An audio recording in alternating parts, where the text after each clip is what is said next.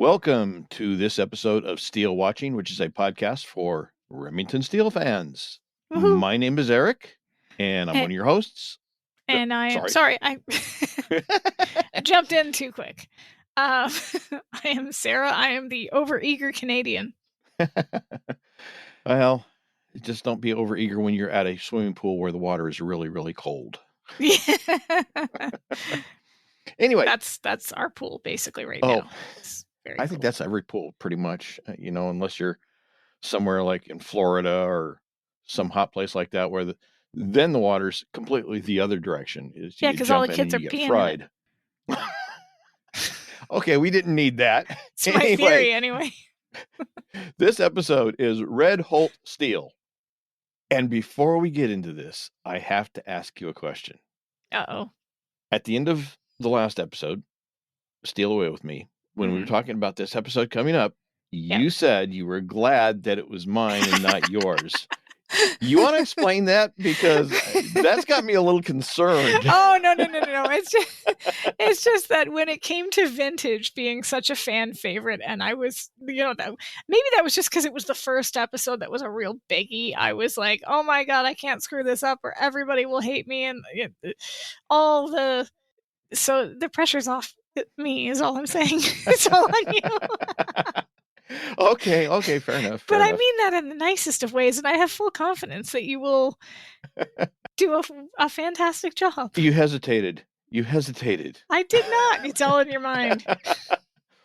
Woo.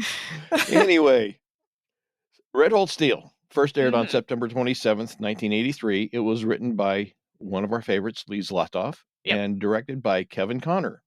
I don't think we've heard that name before, have we? I don't think so, no. Oh. Interesting.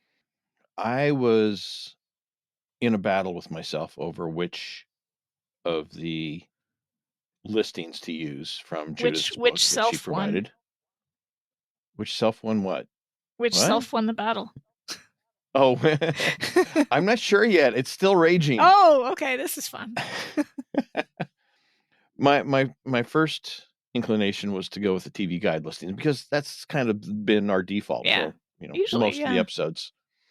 But I don't know, there was something about it that I just I can't, and then I kind of went, well, we'll go with the DVD liner notes, and it's like, well, we really don't. I don't think we've ever done that one before. So I think we did it once. And I can't remember which episode, but I'm pretty sure there's been one DVD liner note. Okay, I think you're right. Used. My problem with the TV guide synopsis was that I think it gives away too much. But I will read that as an unofficial synopsis, and then I'll go to the DVD liner notes synopsis. TV guide. Laura's home is blown sky high during her investigation into the corporate skullduggery that's undermining a widow's battle to keep her husband's aircraft company afloat. Yeah, that does pretty much give the whole thing away. Yeah, bonus points, though, for the use of the word skullduggery. I really don't think that we hear enough skullduggery in descriptions of things. So I'm gonna give a thumbs up to their adjectives anyway. TV Guide has redeemed themselves again. Anyway, the DVD liner notes, I'm gonna go with those as the official one for this one. They read, Laura and Remington find themselves up against deadly opponents when they help a woman who believes someone is trying to prevent her from running her late husband's aircraft firm. Yeah, I like that one because it's a good synopsis. It clarifies that she's running her late husband's firm, so he's out of the picture. She's in charge, but it doesn't give too much away. Can you imagine, though, if you, like, that the TV guide synopsis being back in looking at the TV guide, we're back in 1983. We're opening it up. We're like, oh, what's going to happen on Remington Steel? Oh, Laura's house is going to be blown sky high. Well, good to know. Yeah. Like that, you're right. That does give a lot away. You'd think they'd want to keep that one under wraps. Well, it'd be more of a shock to see it happen because usually stuff doesn't happen like that until like a season finale or something, right? Like that's a sweeps week kind of thing.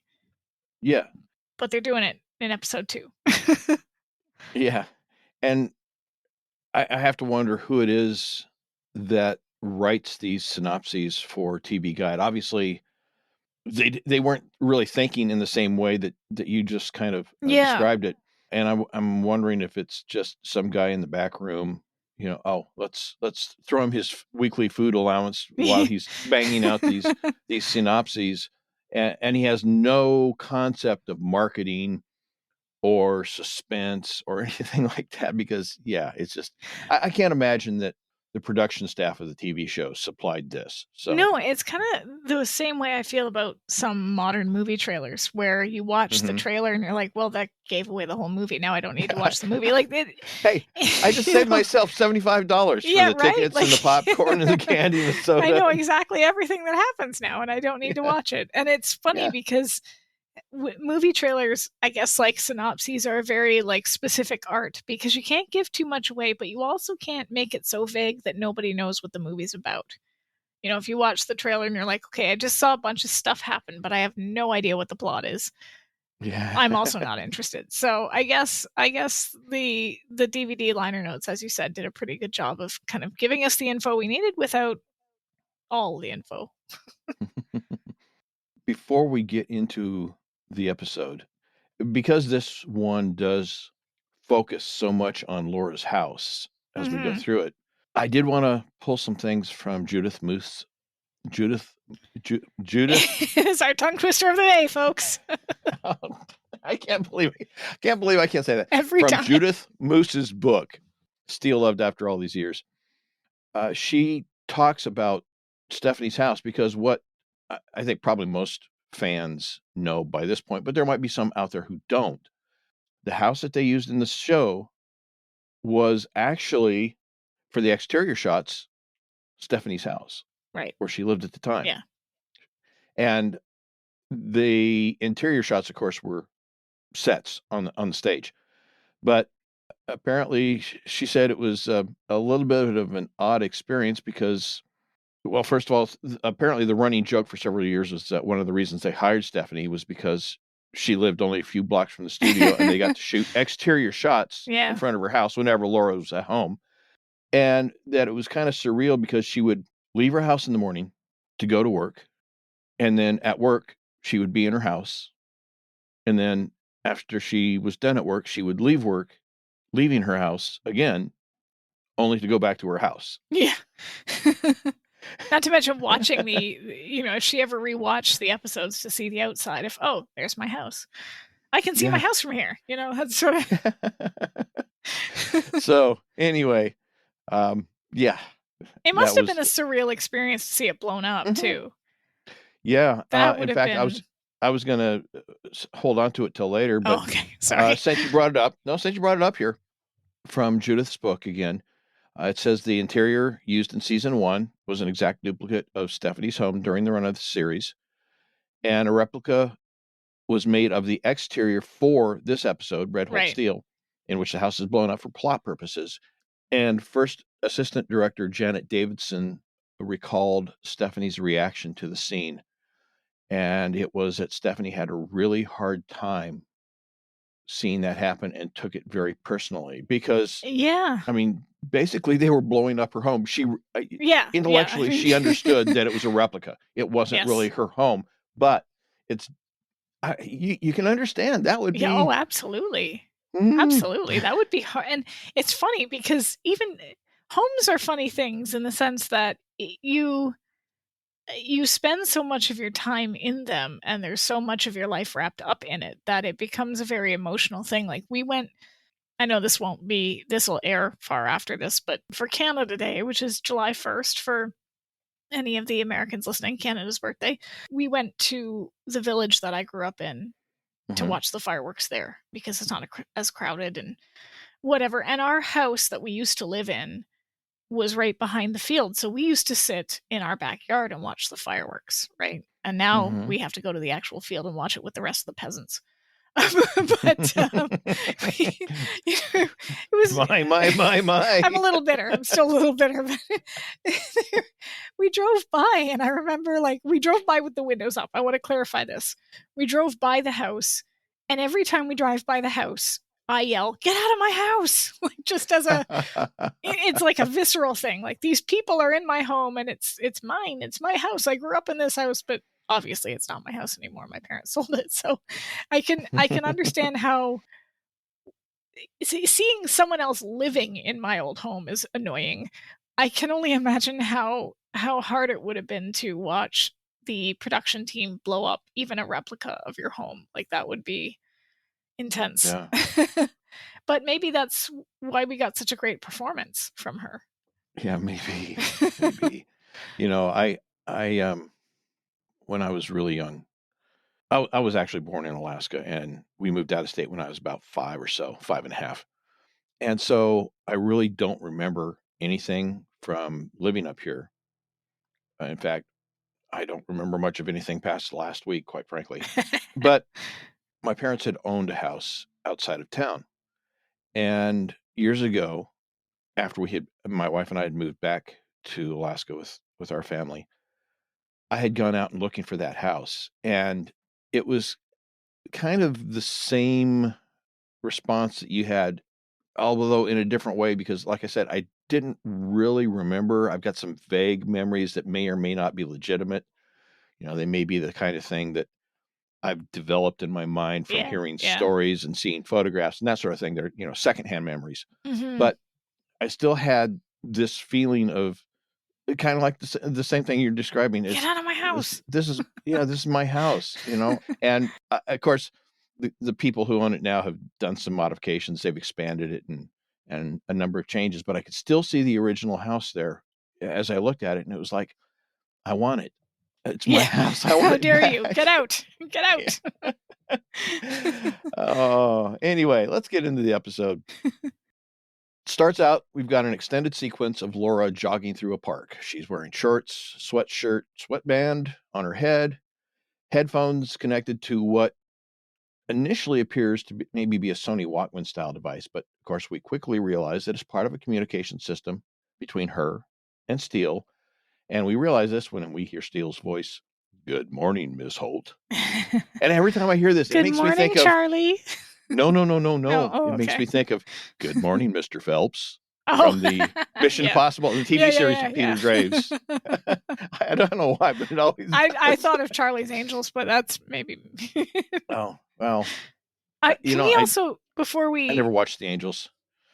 Before we get too far into it, can we also point out? I think this is the only episode in the entire series that her name is in the title for as well, which I think is a very specific choice.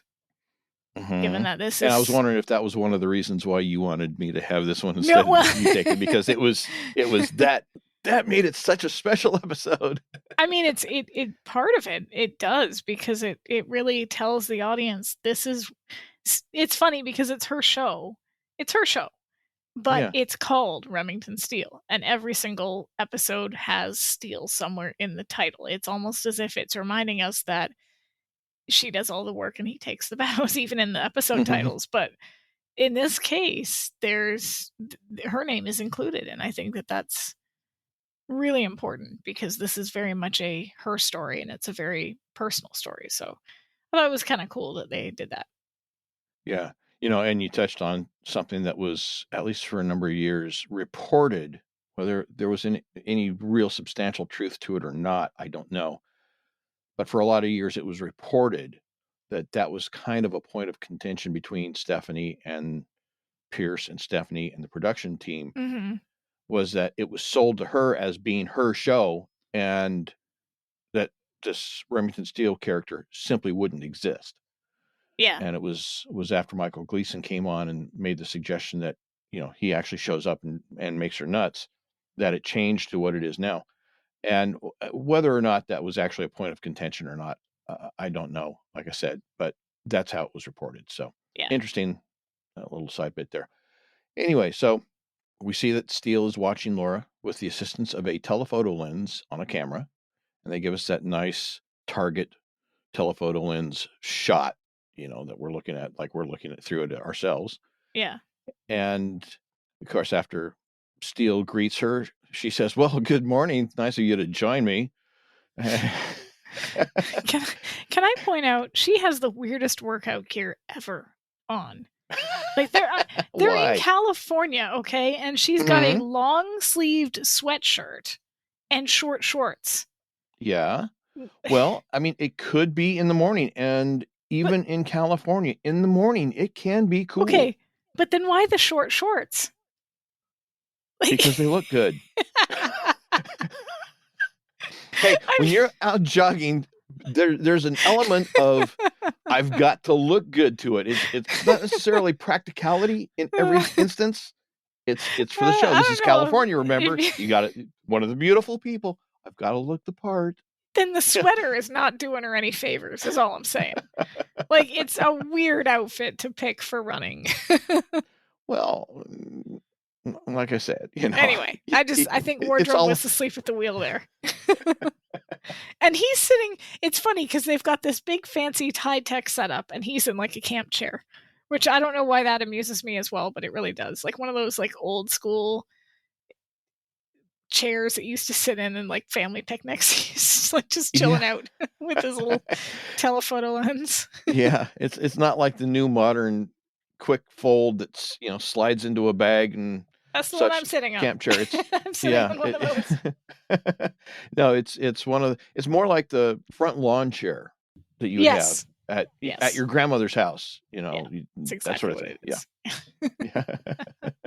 So anyway, when she makes her little quip about nice of you to join me, he says, well, I've always found a touch of rigorous exercise in the morning. So invigorating to watch.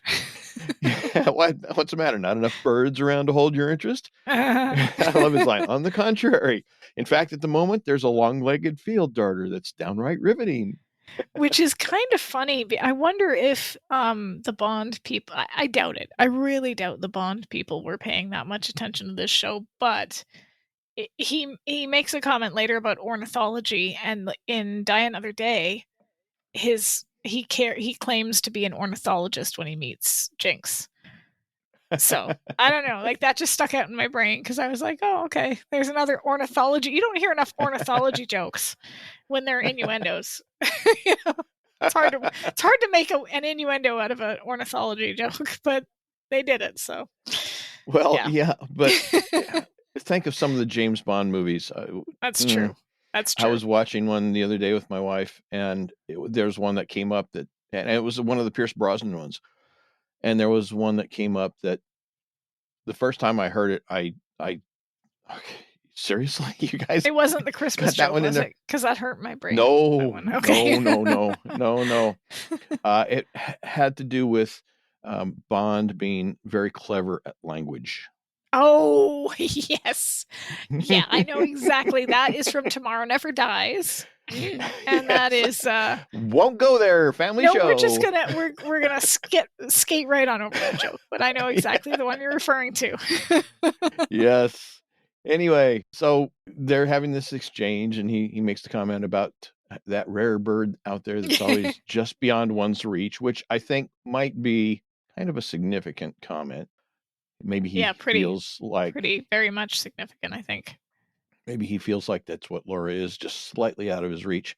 But Laura brings his attention back to the subject at hand. What about Thorpe? Any sign of him yet? I trust you're watching for him. And of course, Steele, well, like a hawk, Miss Holt, like a hawk.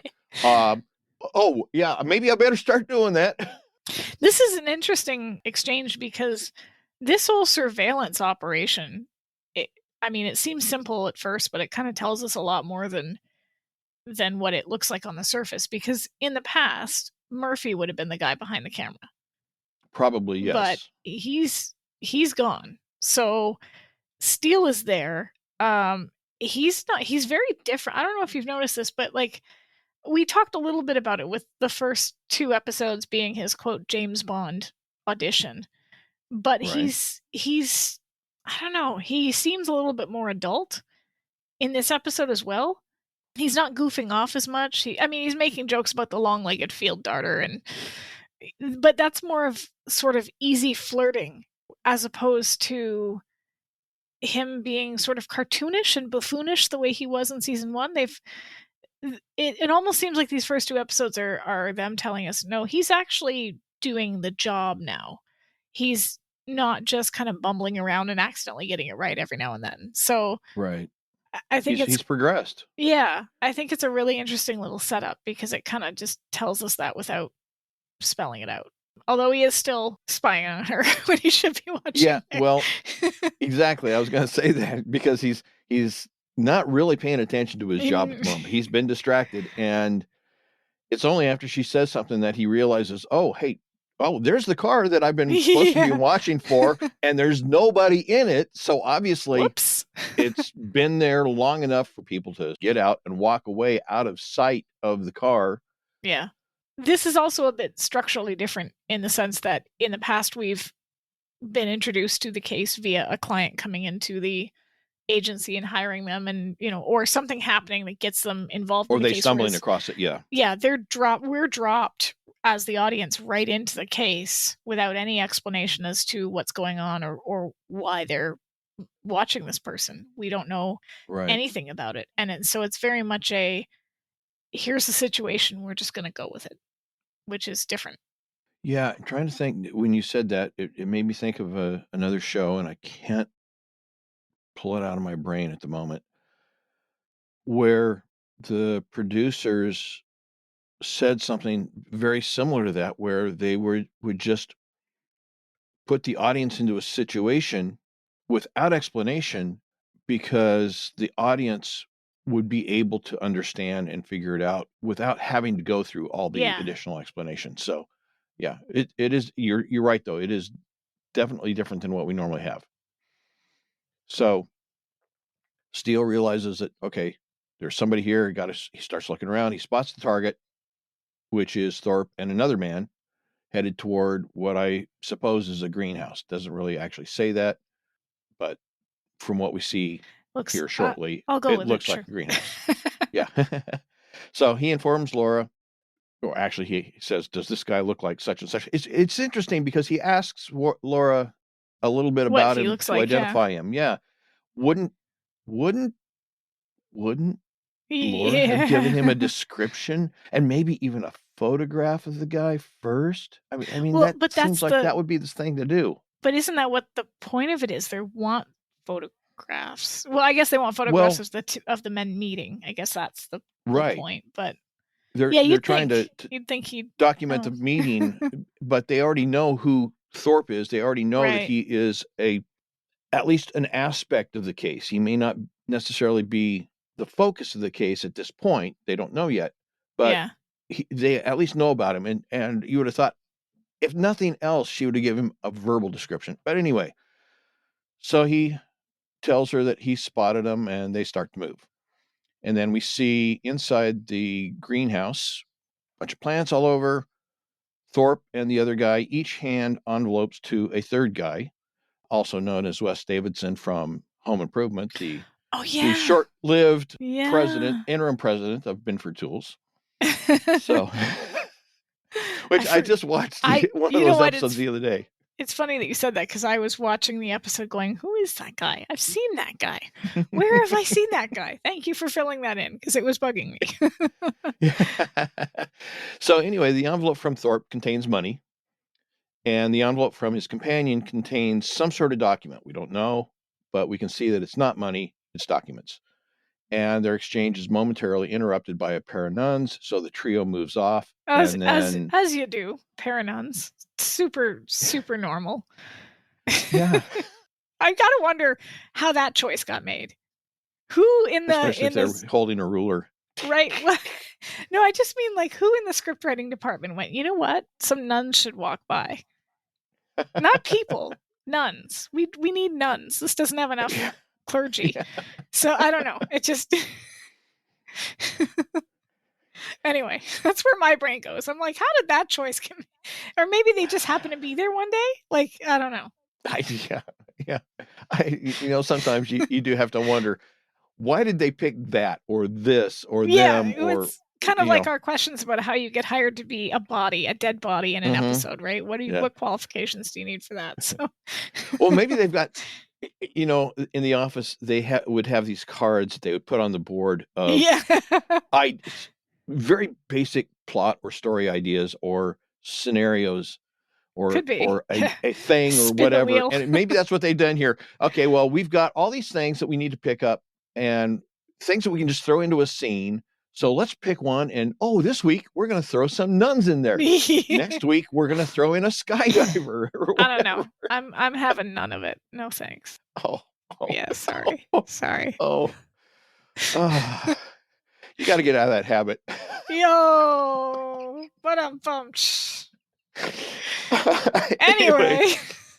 Back outside the greenhouse, Laura and Steele are in position as the trio come back out, and Laura's up along the path doing some stretching up against a tree. Steele is on a perch overlooking the scene, taking photos. And it turns out that Laura has some sort of monitoring device allowing her to overhear the conversation between these guys as they approach, but while they're still quite some distance away. So that's got to be a rather clever device. Questions. Yeah, I had questions about the tech because, again, me having been an infant at this time, there are some things that I don't quite know. Like, I don't know if it's like TV being exaggerating what they could do, or is this something that Laura could easily have on her person that you could buy somewhere, or would this be technology that maybe only government would have, or did it exist at all? Well, eavesdropping equipment exists and did exist back then, but usually it involved something that looks a bit like your dish antenna that you've got on your house. Which would be fairly obvious, I would think. Yes, exactly. Given the device that we saw on her earlier, which was at least we know for communicating with Steele. Yeah. Presumably that it's a dual function device, at least as described or as presented in this episode. But yeah, without some sort of external device to focus the sound and isolate that sound from everything else, I just So they're getting creative. They're getting creative with the tech and hoping nobody notices. Creative with reality, but yes. Okay, fair enough. Anyway, as the trio that they're monitoring is approaching, Thorpe tells his companion, and Laura's hearing all this, and his companion is a tall, thin man wearing glasses. They say, "This will help, but we're going to need you with us to pull it off." And the companion responds, "I don't know. It wasn't just Stoney. My wife and I were friends with these people, and then there's my contract." And then, of course, the third man, who received the money, responds that Thorpe should let the foundation dictate those decisions for the time being. And as he's saying that, he's interrupted by the sound of a small alarm going off. He pulls a device out of his pocket and begins scanning the area. Everybody's got lots of devices. Yes, lots and lots of really high-tech, let's make believe devices, I think. Yeah. Anyway, so Thorpe is concerned that they're being bugged, but the third man tells him to hush. And in the meantime, Laura's not hearing anything. The sound's dropped off because she doesn't really realize what's happened because she's not looking that direction. She doesn't see what's right going on. And Steele can't see what's happening because Thorpe is blocking his view of the third man. And of course, as this is all happening, the trio starts focusing in on Laura as the source of the bugging. Thorpe says, "Well, we have to stop her." And so he and his tall, thin companion wearing glasses take off running toward Laura. Laura warns Steele that she's in trouble and takes off, and Steele heads out to join her. I have two questions about this. Okay. One, what were they going to do with her if they caught her in broad daylight in a park? And two, like, how did Steele know exactly where she ended up going down, like, waterfalls and through, like, the brush? Like, how did he know exactly where to pull up to the car so she could jump in? Was it a coincidence? Was this a planned escape route that they had agreed upon ahead of, like, it? Yeah, those are my questions. Well, to the first one, all it had to say is, "Hey, this is a mugging. People, don't worry about it. Go on with business." And yeah, especially nowadays. Maybe not in Canada, but no, I'm kidding. Yeah, the second one was a little bit coincidental, a little bit too convenient. Yeah. So Yeah, it would have to be something that was almost planned as a meeting point, or maybe it was just the logical place and they both realized it or something. I don't know. But yeah, it did seem a little bit coincidental. I mean, it's a great shot. I have to say that, like, her running and the whole chase scene, the music, the score music, that synthy, very kind of like poppy, anxiety-inducing, intense, like, it's great. It's all great, but yeah, it's just one of those things where, whoa, we're certainly lucky he pulled the car up at the exact right time for her to jump in and the two of them to drive off laughing. Yes. It's a fabulous shot, especially since, again, we're in a brand new season. They're flirting, they're working as a team. We've got all this new high-tech stuff that they're using. He had his James Bond audition already, and that was, so this is all very new. They're all going through something new and shiny. But it's just one of those, well, certainly lucky that they chased her to that spot, because if they'd chased her somewhere else, it might have been a problem. Well, they didn't necessarily chase her to that spot. She led them on the chase to Okay, that fair. spot. But Yeah, that could be true. yeah, yeah, it was an amazing coincidence. So anyway, yeah, as you have just said, they chase her and they meet. Steele and Laura meet up. She dives into the car and they race off, and they leave their frustrated pursuers behind. And then next we are at Laura's house. She's nursing her sore feet while reading The Great American Movie Book, a comprehensive illustrated reference guide to the best loved films of the sound era, which is a real book. I've looked it up. Yeah. And I love this. Yeah. I love that she's reading this book. I love it because it very much, it's so subtle. This is a story choice that I 100%, it was definitely deliberate. And it was like, let's have Laura read this book to show that she's meeting him in the middle as well. He's grown up, he's matured a little, he's doing the job a little bit better, but also she's learning how to read or speak his language too. So it's kind of neat. Yeah. Yeah. So she's there reading, and Mildred arrives looking for Mr. Steele. Laura spots the manila envelope that Mildred has brought, which has the photos that Steele took at the park. And then we get the very first of a running gag about Mildred not wanting to let Nora not wanting to let not wanting to let Nora no I All right, not wanting to let Laura know. This is the new drinking game. You're gonna take a shot or a sip or whatever you're drinking every time one of us says Nora now. Yeah. Okay. Anyway, so this is the first of the running gag of Mildred not wanting to let Laura know what or see or anything. Yeah, just no, you're out of the picture unless Mr. Steele first approves, because after all, he is our boss. Yeah, yes. He walks on water. You can tell just in her eyes. She is so smitten with him as the boss. So it's and of course, every time Laura tries to grab the envelope with the pictures, Mildred finds some way to avoid it. The terrible conversation she makes about, oh, did you decorate this yourself? And yes, I'm doing the Rockefeller House next week, and she's trying to trying to get her hands on it. Yeah. Oh, and then when she moves into the next room, and we see the cat on the piano, and we learn that Laura's first client was her grandmother. And Mildred's comment about, I don't remember seeing that on your tax return. And we do find an interesting little bit of information here is that Laura was 6 and her grandmother was her first client. And at 6, she gave her a quarter to find a missing ring. So Laura's been interested at some level in finding things since she was a child. And this is also a very important plot point, because that piano ends up becoming a big focal point of the episode, of the emotional sort of heart of the episode. Because up until this point, I don't even think we've seen the piano. We've seen her house, but I don't know if the piano ever was shown up until now. But we haven't really gotten, even though we've seen Laura in her house and we've seen her moving amongst the set piece and whatnot, we haven't really seen her.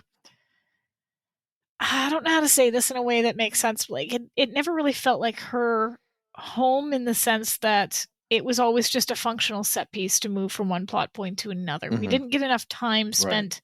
We spent more time in his apartment than we've spent in her home. So the fact that we're now being given this piece of furniture, this equipment, this musical instrument that means a lot to her, gives us this piece to hold on to when everything gets lost, if that makes sense. Yeah, and as you were talking there, something occurred to me. It's never been discussed anywhere that I know of. But you remember that Stephanie comes from a musical family. Yes, yes. It would not be surprising at all for Stephanie to have had a piano in her house. Yeah, no, I could definitely see that. If she did have a piano in her house, I think it would have impacted her even more to see the house blown up, knowing that this was what they were going to do to the piano in that house, in that set house. I agree. So like I said, I've never seen that mentioned anywhere, but it makes me wonder because she was I don't know if she was musical herself, but presumably she had some music training when she was young because of her family's musical background. So yeah, that would be interesting to know. If anybody out there knows Stephanie. Yeah, I'd be very curious because ask that question. SteeleWatchers, find this. I'm sure somebody knows. Judith, ask the question. But you're right. I definitely think so. It's nice to have this, and it's interesting that she tells this to Mildred. She does not tell this to Steele, which will be important later. But just putting a pin in that it's Mildred she gives us, and the audience, of course, by proxy, we get this information. But she tells it to Mildred, not Steele. Right. Well, after one more attempt to cajole Mildred into letting her see the pictures, Laura says, Mildred, I'm sure Mr. Steele wouldn't mind if I took a quick look at those pictures. And then, of course, after playing dumb, Mildred declines again, and Laura he is our boss. Laura's had it. She jumps up and jumps over the I was going to say over the piano, but not really over the piano. She ends up on top of the piano, knocking the vase off, breaking it, scaring the cat away. Which is, of course, the perfect diversion for Mildred because, you have bare feet. Let me go get something to clean this up. Stay there. Don't go. So perfect. Here's a question too. I know that this is only the second episode that we get with Mildred, but wouldn't it just be easier to tell Mildred the truth? If she's going to be working for them, they had Bernice. Bernice knew the truth. Wouldn't it just make life a heck of a lot? I get for comedy purposes, the writers didn't want to do that, but if we're talking about these people as if they actually existed. Right. I don't know. It just seems here I've got, since you asked that question, I have instantly come up with a theory. Sure. Well, you remember in the first episode of the season, Mildred worked for the IRS. Is that the kind of thing you'd want to admit to an IRS agent? Probably not. Now, after having created the fiction and stuck with the fiction for the IRS agent, even after she is no longer with the IRS, I mean, they've kind of painted themselves into a corner with her on this because they have set him up as a real person, the real boss, the real head of the agency. I think it would be problematic or at least really, really awkward to try and explain it away now. They also punched her in the face and knocked her out. I think they've engendered some goodwill at this point. If you do that and you still want to work for someone. So that combined with the fact that she probably still knows people at the IRS and would probably, knowing Mildred, feel obligated to report it. I can kind of understand why they don't, but yeah, you're right. I mean, it would solve so many problems in the long run. Yeah. So anyway, the diversion, the broken vase, stay on the piano, Mildred goes to get stuff to clean it up, and as she's doing that, Steele arrives and finds Laura stranded on top of the piano. And after a brief but very tense exchange, Mildred returns to the room, and as Laura once again reaches for the photos, Mildred slips them past her hand right straight to Steele, who glances through them and asks, "Where did RJ say she was going to meet us?" Yeah. Just I actually really totally ignores. I really like the way Stephanie delivers the line, "Mildred got here all right with the pictures." Like, she's just ready to lose her mind. She is not impressed with this situation at all. And he's so oblivious that reveling in it. It's perfect. It just works perfectly. Yeah. So next we jump to a scene of a woman in what appears to be an airplane cockpit. It's dark with only the glow of the red lights from the instrument panel providing any illumination. And it seems that the woman in the airplane are in serious trouble. And you hear a voice. "This is the tower. Are you Mayday?" "No, not declaring Mayday. I'm going to try and save it. I'm going to pull it. I'm going to write it. I'm going to write it down." And you hear the countdown: 15 seconds to ground, 10 seconds, 5 seconds. And then, of course, the dark is shattered with light pouring in through the window as we see Remington Steele, who has pulled open a blackout curtain off the front. She's in a trainer or a simulator, something like that. Yeah, simulator. And the woman is RJ Stonewall. Laura and Steele are next talking to her in an aircraft hangar.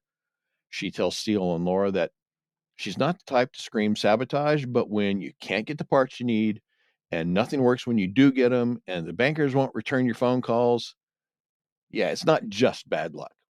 Especially since what they're really thinking, and this is her imagination maybe starting to run a little bit wild with her, especially when they're thinking that she's just not cut out to run the business. Now, is it though? Somebody may have given some indications that was her, or somebody may have indicated that that's their feeling about her. But I think there's also just a little bit of her, I want to say, paranoia, conspiracy. I don't know, because Of course, not everything is a conspiracy. Not everything that you think isn't a conspiracy, or not everything you think is just a conspiracy nut theory is a conspiracy nut theory. Sometimes it actually is. I think there might not have been anything explicit ever said to her, but you've got a woman, and I wanted to talk about her because the actress is phenomenal. She's probably one of my favorite guest actors on the show. She brings so much gravitas, especially to this episode.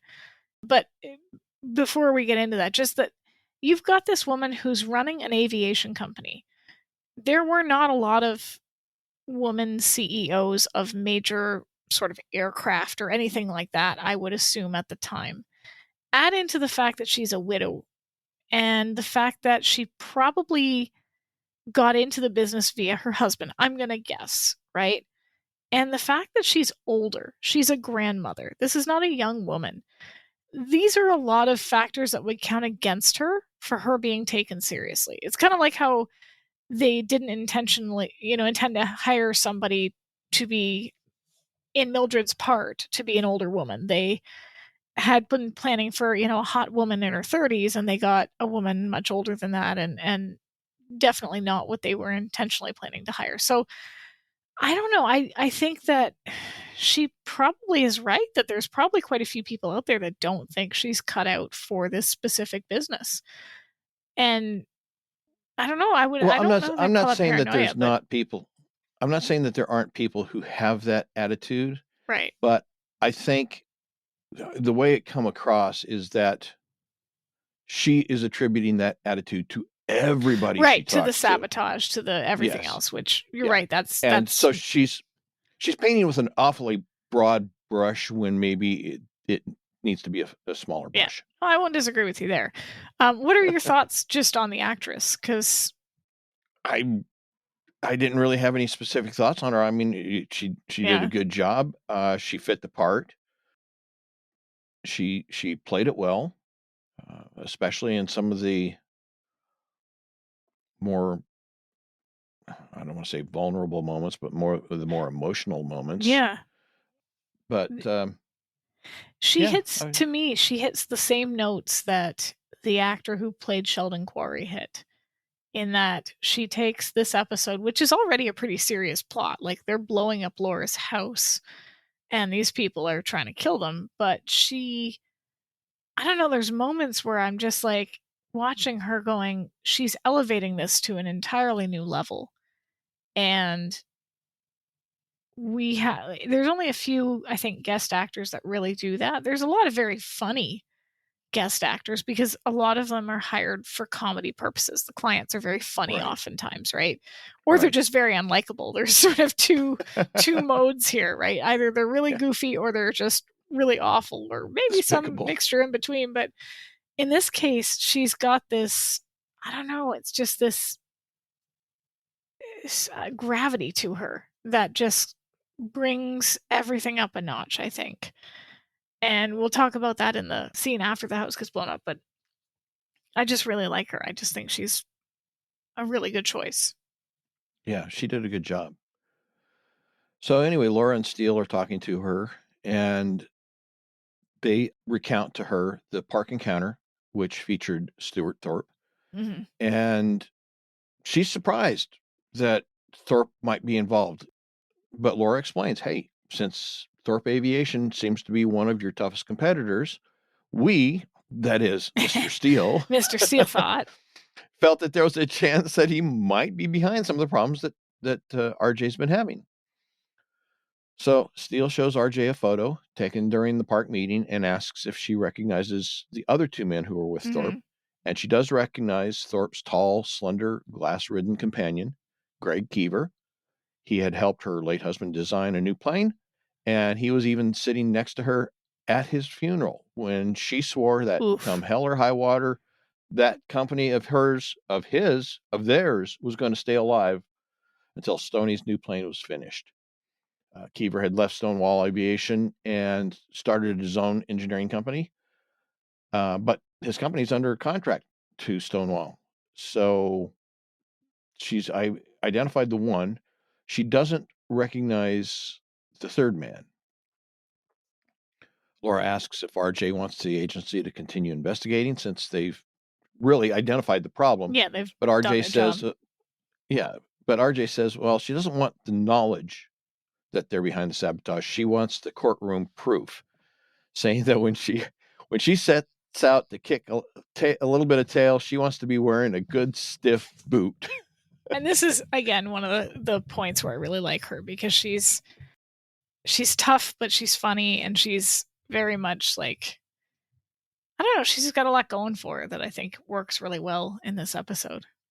And that's kind of a good line too, because it is indicative of somebody who's a little bit of a, I don't want to use the tired phrase, down to earth. She's not uppity.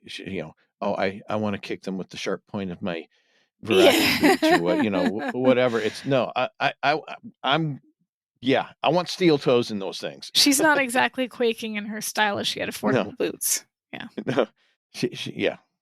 So then, anyway, RJ spots another photo and asks about it, and it turns out it's a photo of Laura wearing her jogging outfit, stretching her legs, taken during the park meeting. The long-legged field darter. Yeah, and Steele's embarrassed, probably as much by having been caught having taken the photo I think as having it be amused. seen. She doesn't seem to mind at all. She's no, she ratchets it up, saying it's an excellent example of the long-legged field darter, I believe. Hey, Wouldn't Mr. you Steele? agree, Mr. Steele? Yeah, and he's kind of like, this was for my personal collection. He's trying to hide it away. Yes. So next, we're inside of a conference room somewhere. We don't know where. The third man from that park meeting is being briefed by two other men. One of those other men reads from a report. Substantial weakening of Thorpe Aviation's primary competitor, Stonewall Aircraft, has been accomplished. Deliveries of critical supplies have been interrupted, and all their attempts to secure additional operating capital have been successfully blocked. And he summarizes, saying that the company shouldn't make it through the end of the year, and then asks, is there any cause to make a change in the sequence profile? And the man from the park says, it may be necessary to intervene directly. And then he asks the second man about the park incident. The second man summarizes Laura's credentials. Graduated from Stanford, summa cum laude. Became what does an that mean, by apprentice the at way? Haven. Do you know what that means? It means something in Latin. Don't eat your food so loud. I don't know. Okay. All right. Good to know. Well, real quick. Well, according to Investopedia, summa cum laude is an honorary title used by educational institutions to signify a degree that was earned with highest distinction, with that phrase, with highest distinction in quote marks. So I'm assuming that's what it means then. Yeah. Okay.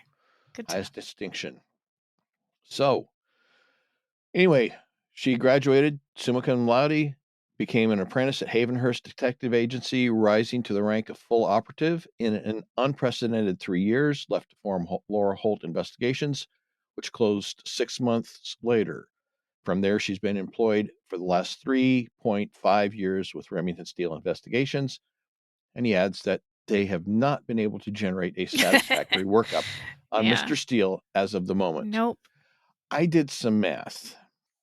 3.5 years at the Remington Steele Agency, 2.5 years at the agency before Remington Steele showed up in License to Steal. Right. 6 months with Laura Holt Investigations, at least 3 years at Havenhurst, because they say that she rose through the ranks, to the rank of an full operative in 3 years, but they didn't actually say that she'd only been there for 3 years.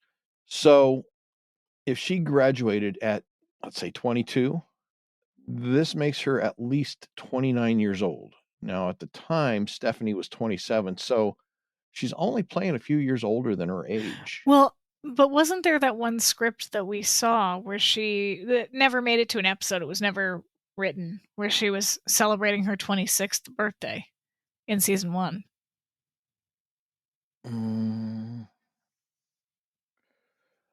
I don't recall. May have been.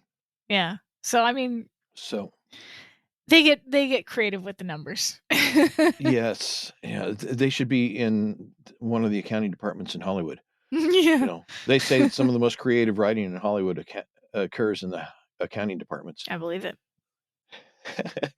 So anyway, the second additional man, not the man from the park we saw earlier, he asks if there's any additional recommendations concerning Laura. But the man at the park says, where does she live? Boom, boom, boom, boom, boom. Yeah. And of course, if you'd read the TV guide synopsis, you know where this is going. But if you hadn't, then it could be anything. It could just be that they're planning to accost her there or follow her home or whatever. But either way, if you don't know what's coming, it is definitely ominous. It's definitely suggestive 100%. Of something that is not going to be good. Yeah, they don't know. They don't want to know where she lives so that they can try to sell her encyclopedias. Unless they plan on dropping them on her. Anyway. Yeah. Next, we see that it's night. There is a romantic conversation in the limo that starts to get more romantic until the phone rings in the car. It's Mildred. This is the first of many Mildred interruptions that will take place throughout the rest of, poor Steele. Oh, yes. They hired the wrong woman. He's never going to get where he wants to be, where Mildred's around. But anyway, Laura answers the phone, but Mildred won't tell anything to Laura. No, of course only not. Mr. Steele. So as Laura hands him the phone, she says, "You're going to have a talk with our Miss Krebs very soon." Oh, really? What about? Yeah. Well, back to what you had talked about earlier. Anyway, it seems that R.J. Stonewall called. She had told Mildred that she'd had a change of heart and wants the agency to drop the case, just send her a bill. Yep. Which strikes Laura as a bit odd. But then they arrive at Laura's house, and no, that is not Fred driving. I noticed that. I also noticed in there later. I also noticed that whoever it is, Fred, not Fred, whatever, drops them both off at her house. She doesn't object. They both get out of the car. So I wonder, is this pre-planned? I mean, if it's not, how was he intending to get home that evening? Or was he? Because I kind of get the hint He that wasn't. he's hedging his bets, but she doesn't. It's not like she says, "Oh wait, no, your car. You want to wait for your car. Your car will take you home." She's just like, "Oh, okay, he's coming home with me." Like it. Yeah.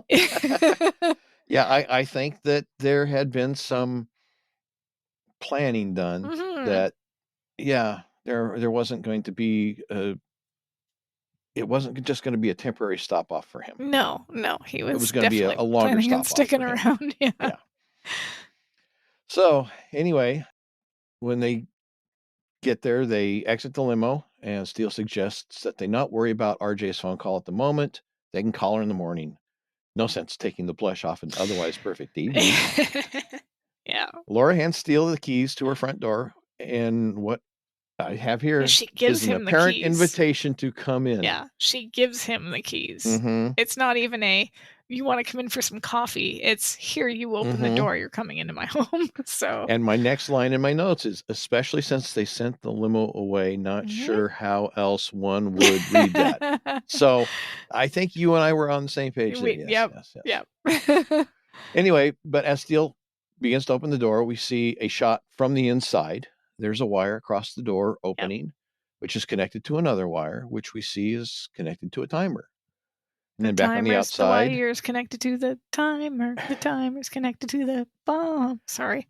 Trying to put a little levity into an otherwise very serious situation. Yes. Anyway, back on the outside, Laura's cat has snuck out of the door, as cats are wont to do. Which is good, because then the kitty doesn't get hurt. Yes. So he slips past their feet, and Laura's inclination, of course, is to find her cat and resolve his emotional issues. Yeah, of course. But Steele suggests that they go inside and find reasons not to turn on the lights. That's a good line.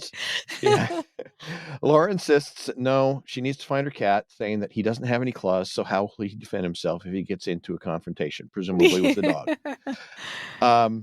Steele suggests that when he comes back, I'll give him boxing lessons. I'm going to say something here. Okay.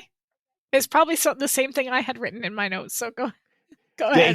Neither one of them have had an encounter with a declawed cat, because I can tell you from personal experience that wasn't what I was going to say. That even a cat without its front claws can be a formidable beast. Okay, that definitely wasn't what I was going to say, but because our cat has claws. But I was going to point out two things.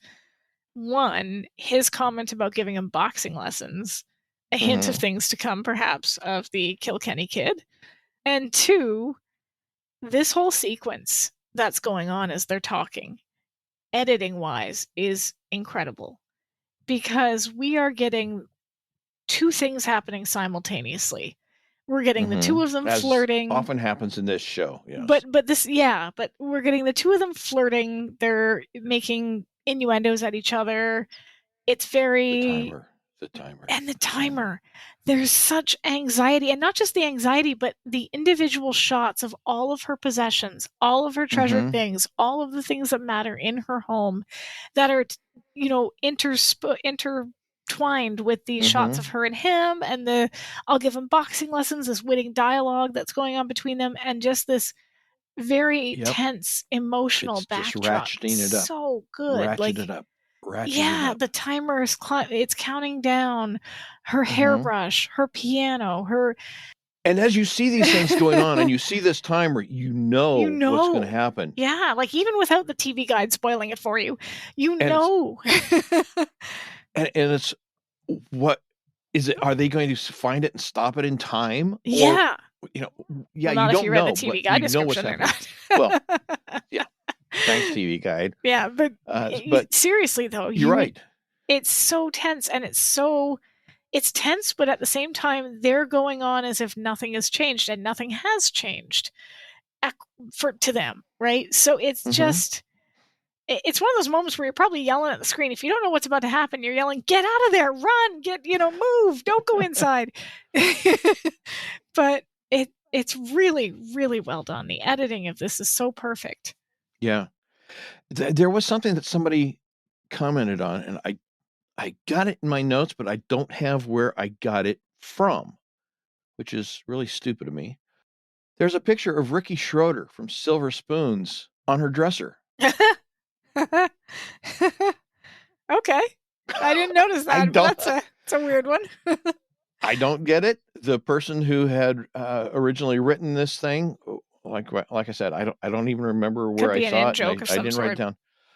It had to have been. This is also something here's another thing I wondered, and this could be me really reaching for it, so feel free to say like you're insane, and we'll leave it at that. But the cat's name is Nero. I don't know. Is this an homage to like Rome burning? Because her house is about to explode. Yeah. I don't know. Just I mean, it could be. It could just have been whoever was responsible for naming the cat just had a cat it was named a funny Nero, joke. maybe. Yeah, or they had a cat named Nero or something like that. Yeah. I don't know. Because, people do when they write TV shows or produce TV shows or they're involved in something somehow that influences elements of a script, they will put in names of for sure. people, family, friends, whatever, just to slip that name in of somebody that they know as kind of just a tip of the hat or a wave to them. Yeah. That sort of thing. Fun. And so it could just be somebody had a cat named Nero. And so they just, yeah. We need a name for the cat. Well, my neighbor's cat's name is Nero. Okay, we'll go with that. Yeah. So anyway, then we see the big boom. And the next morning, fire crews are cleaning up. Laura's standing there in front of the charred remains of what was once her home. Steele is raking through the debris, apparently searching for something. And that I was wondering what he was looking for. Well, I didn't get the impression he was searching for anything. I just sort of got the impression that he felt kind of helpless, and he was just doing anything he thought he could do to I don't know. I noticed two things. The explosion is really well done for what this TV show was and the budget that they had. Because a lot of the time, and we'll see it with a later episode in season 4, the fire looks really fake. Dancer, Prancer, Donner, and Steele looking at you, but not as bad as some of the other TV shows I've seen of more recent vintage. True, yeah. Because so many of them use CGI digital effects. Yeah, yes, yeah, and it's just so bad. The explosion for this was really good.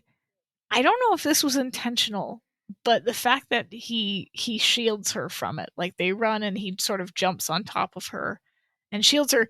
But then I wonder, why wasn't he more covered in soot? She's covered in it. He's wearing a bright white t-shirt and barely has a speck on him. He looks he was facing away. Okay, but he's combing through the wreckage. Theoretically, he should be just as dirty as she is. Okay, well, this is the James Bond effect. He always looks perfect, and she's kind of a mess. But I didn't get the impression he was looking for anything. I sort of got the impression he was just trying to help. But what do? Move rubble around? Like there's not much you can do. And that's why. Yeah, it doesn't accomplish anything. No. So that's kind of why I interpreted that as he was looking for something specific. Which could just be me reading things wrong, but that's I don't know. It's because there is no other reason for him to be doing it. It's one of those things where it's kind of like when somebody dies and you're not sure what to do, so you busy yourself with things, with anything, just to kind of take that weight off the person. And Laura is in shock. You can see it on her face. She doesn't know what to think or how to feel. It's not until she looks at well, we'll get there, but she's just standing there. She's dazed, and she's just I imagine that would be just. And it must have been easy for Stephanie to act that way. What I'm thinking. Seeing what is left of her fake house that is an exact duplicate of her real house. Yeah. So it'd be intense. I imagine it would be very intense. Yeah. So anyway, Laura's standing there and looking at it, and a woman in a van that screams, "Fake gas company." It should say Acme Gas, because that's kind of like... it's so bad. It's so obvious that it's fake. Anyway, the van shows up. A woman hops out and comes up and introduces herself as Franny. Pachelski, but people just call me Franny. Yeah. So how does Francis or Franny come out of Pachelski? I don't know. I think that Pilchowski's her last name. Her little name tag said Fran. Okay, well. So, yeah. I'm anyway. assuming that she was just like, most people call me by my first name. Like my friends call me Daniel. I don't know. Tony, Anthony. We'll get there. Yeah. Well, the woman's a bit of a chatterbox, sort of like Annie from Steel Crazy after all these years, but only just she's a bit more focused and rational. So, and she's just kind of going on. Well, with a big bang like this, fire marshal, I'll just gas, and the company brass know it's lawsuit city. So the sooner we can get in there and get in. What would have happened if Laura had actually sat down to do her questionnaire? I mean, what was the I'm sure she had something covered. Well, I just mean, what was the end game here? Again, this is broad daylight. There's fire crew and emergency services all around. It's not like she's going to take her there. Was she going to try to get Laura to go somewhere with her? Was that maybe the plan? Improvising? Yeah. Trying to look for an opportunity? True. See how much she knew, maybe? Could be. But this Franny's just chattering away and asking her questions about, did you notice this? Did you notice this? Did you have a problem with this? But Laura's not listening, and she's just standing there staring, and Steele notices what she's staring at. It's the remains of the piano that her grandmother had given her. And the script, there's a line in the script that I really like the way it's written and how it reads for this description. Pitched to its side on two legs, like an animal that refused to yield, even as it died. That's good. That's a good line. That's good. That's like chills up your spine. That is good. That is a good line. And this is going back to where I put the pin in it, because she didn't tell him about the piano. He has no knowledge that this, I mean, he's probably seen it, but like, he doesn't know what it means to her or the backstory behind it to our knowledge. But Stephanie's acting in this scene is so amazing. She's just so good when she sees that piano. And then him, I mean, he's all equally as good.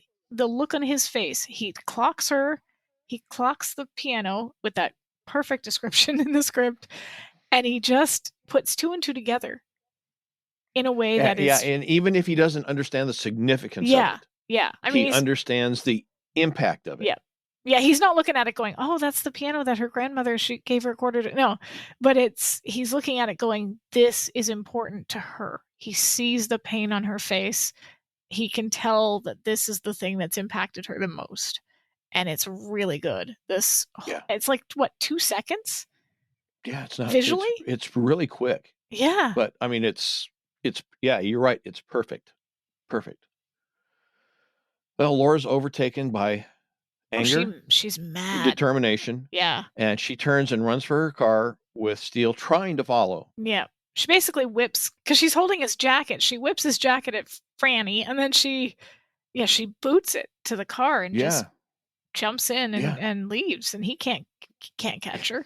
He's got to find Fred somewhere. Yeah. Get a ride. Because remember, they already sent him off the night before. Yeah. So next we see at RJ Stonewall's house. This is probably one of my favorite scenes. And we see that RJ is hearing the doorbell, and she's actually acting frightened. The doorbell is ringing over and over and over, and she is just not wanting to go answer it. She's terrified. Yes. And we see that it's Laura, and RJ finally reluctantly moves toward the door, but she puts on a happy face. Yeah. Happy. Hi, how you doing, Laura? But Laura's not buying it, and she demands to know why RJ had called to drop the case. Yeah. And RJ tries to make excuses. It's too early for her to think. Haven't even had her first cup of coffee yet. But the thing is, like, she's shaking as she speaks. Like, this is what I mean by this actress being so good, because this attempt at happy, it's funny because when you get like a scene like this, you've got an actor having to do two things.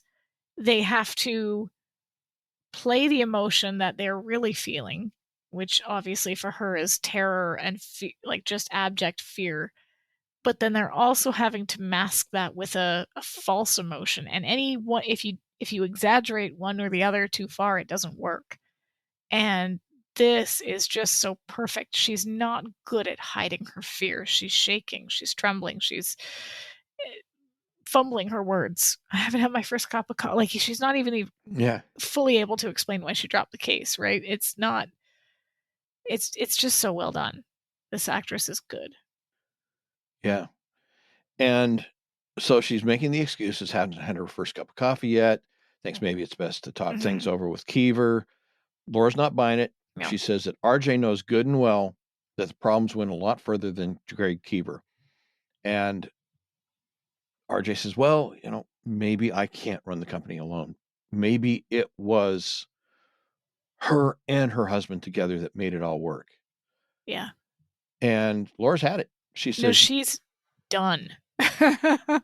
You told me that you and Stoney built this business brick by brick from a dirt runway and a 2-seater training plane. And yesterday you'd so much as hang anyone who so much has slowed you down. And I want to know what happened. And she is just and I don't think going she's for it. Ever yelled at a client the way she yells at this woman. Like, she's not mad at the loss of business. She's mad because she knows that RJ knows something and she's not telling her, and her home is gone because of this. As a result, yeah. Yeah.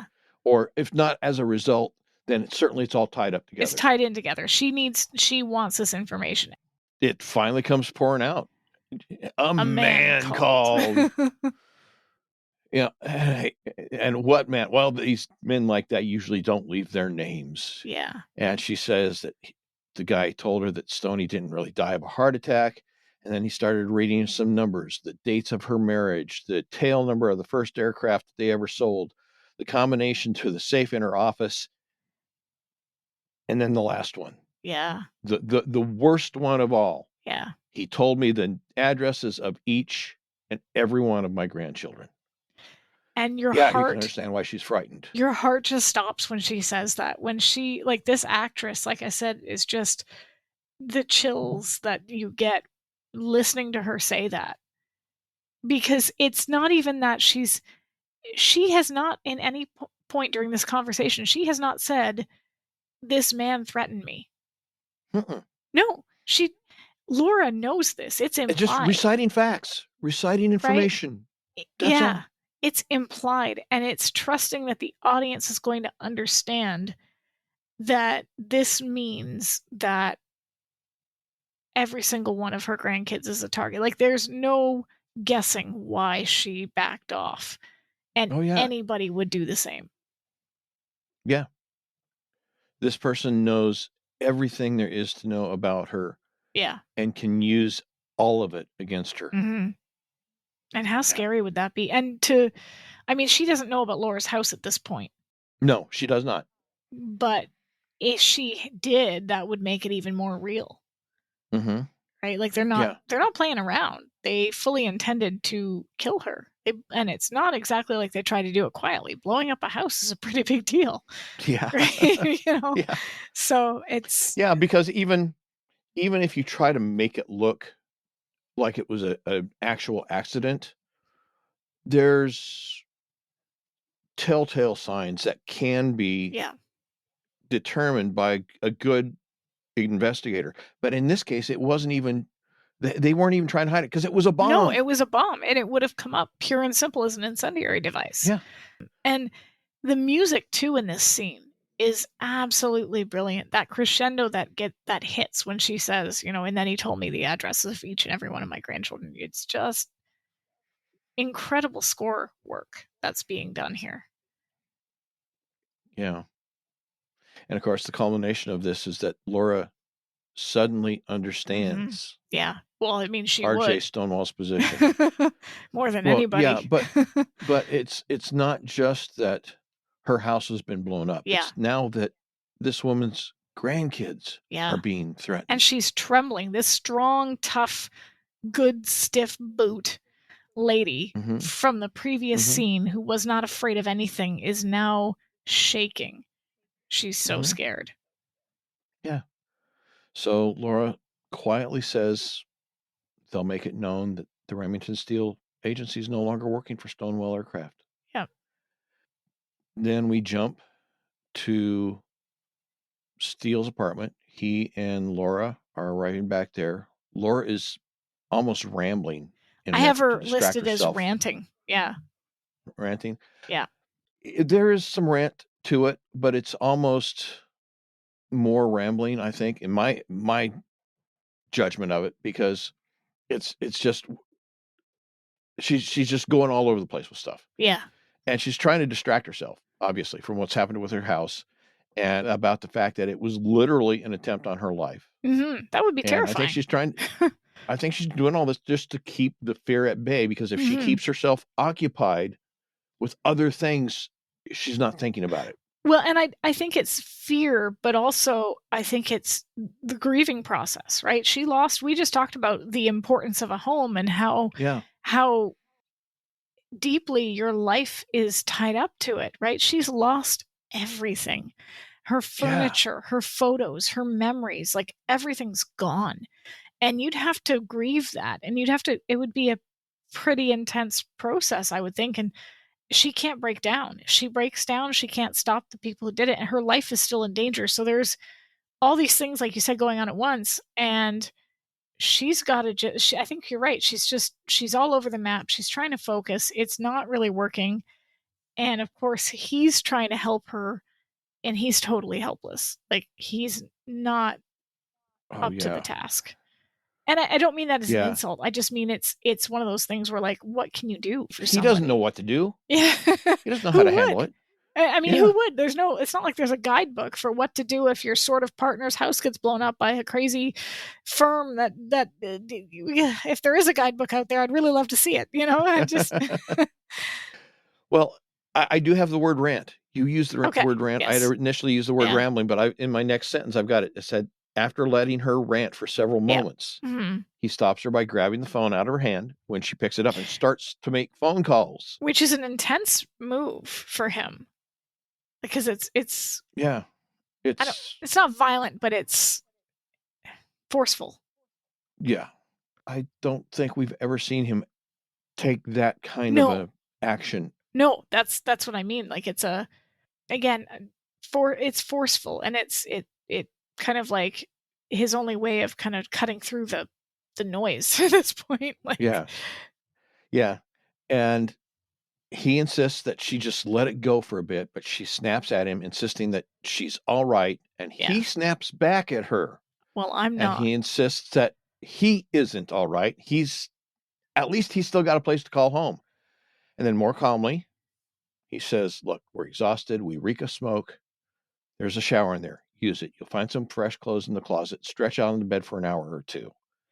And I think she misunderstands what he suggests. She does. She completely misses the point. And it's not her fault. I mean, it's, again, one of those things where she's going a mile a minute emotionally. She's not able to pause and see what he's offering her. He's offering her time to collect herself and to take some time to herself that she desperately needs. But she's hearing, I need you to stay away from this. That's what she's hearing.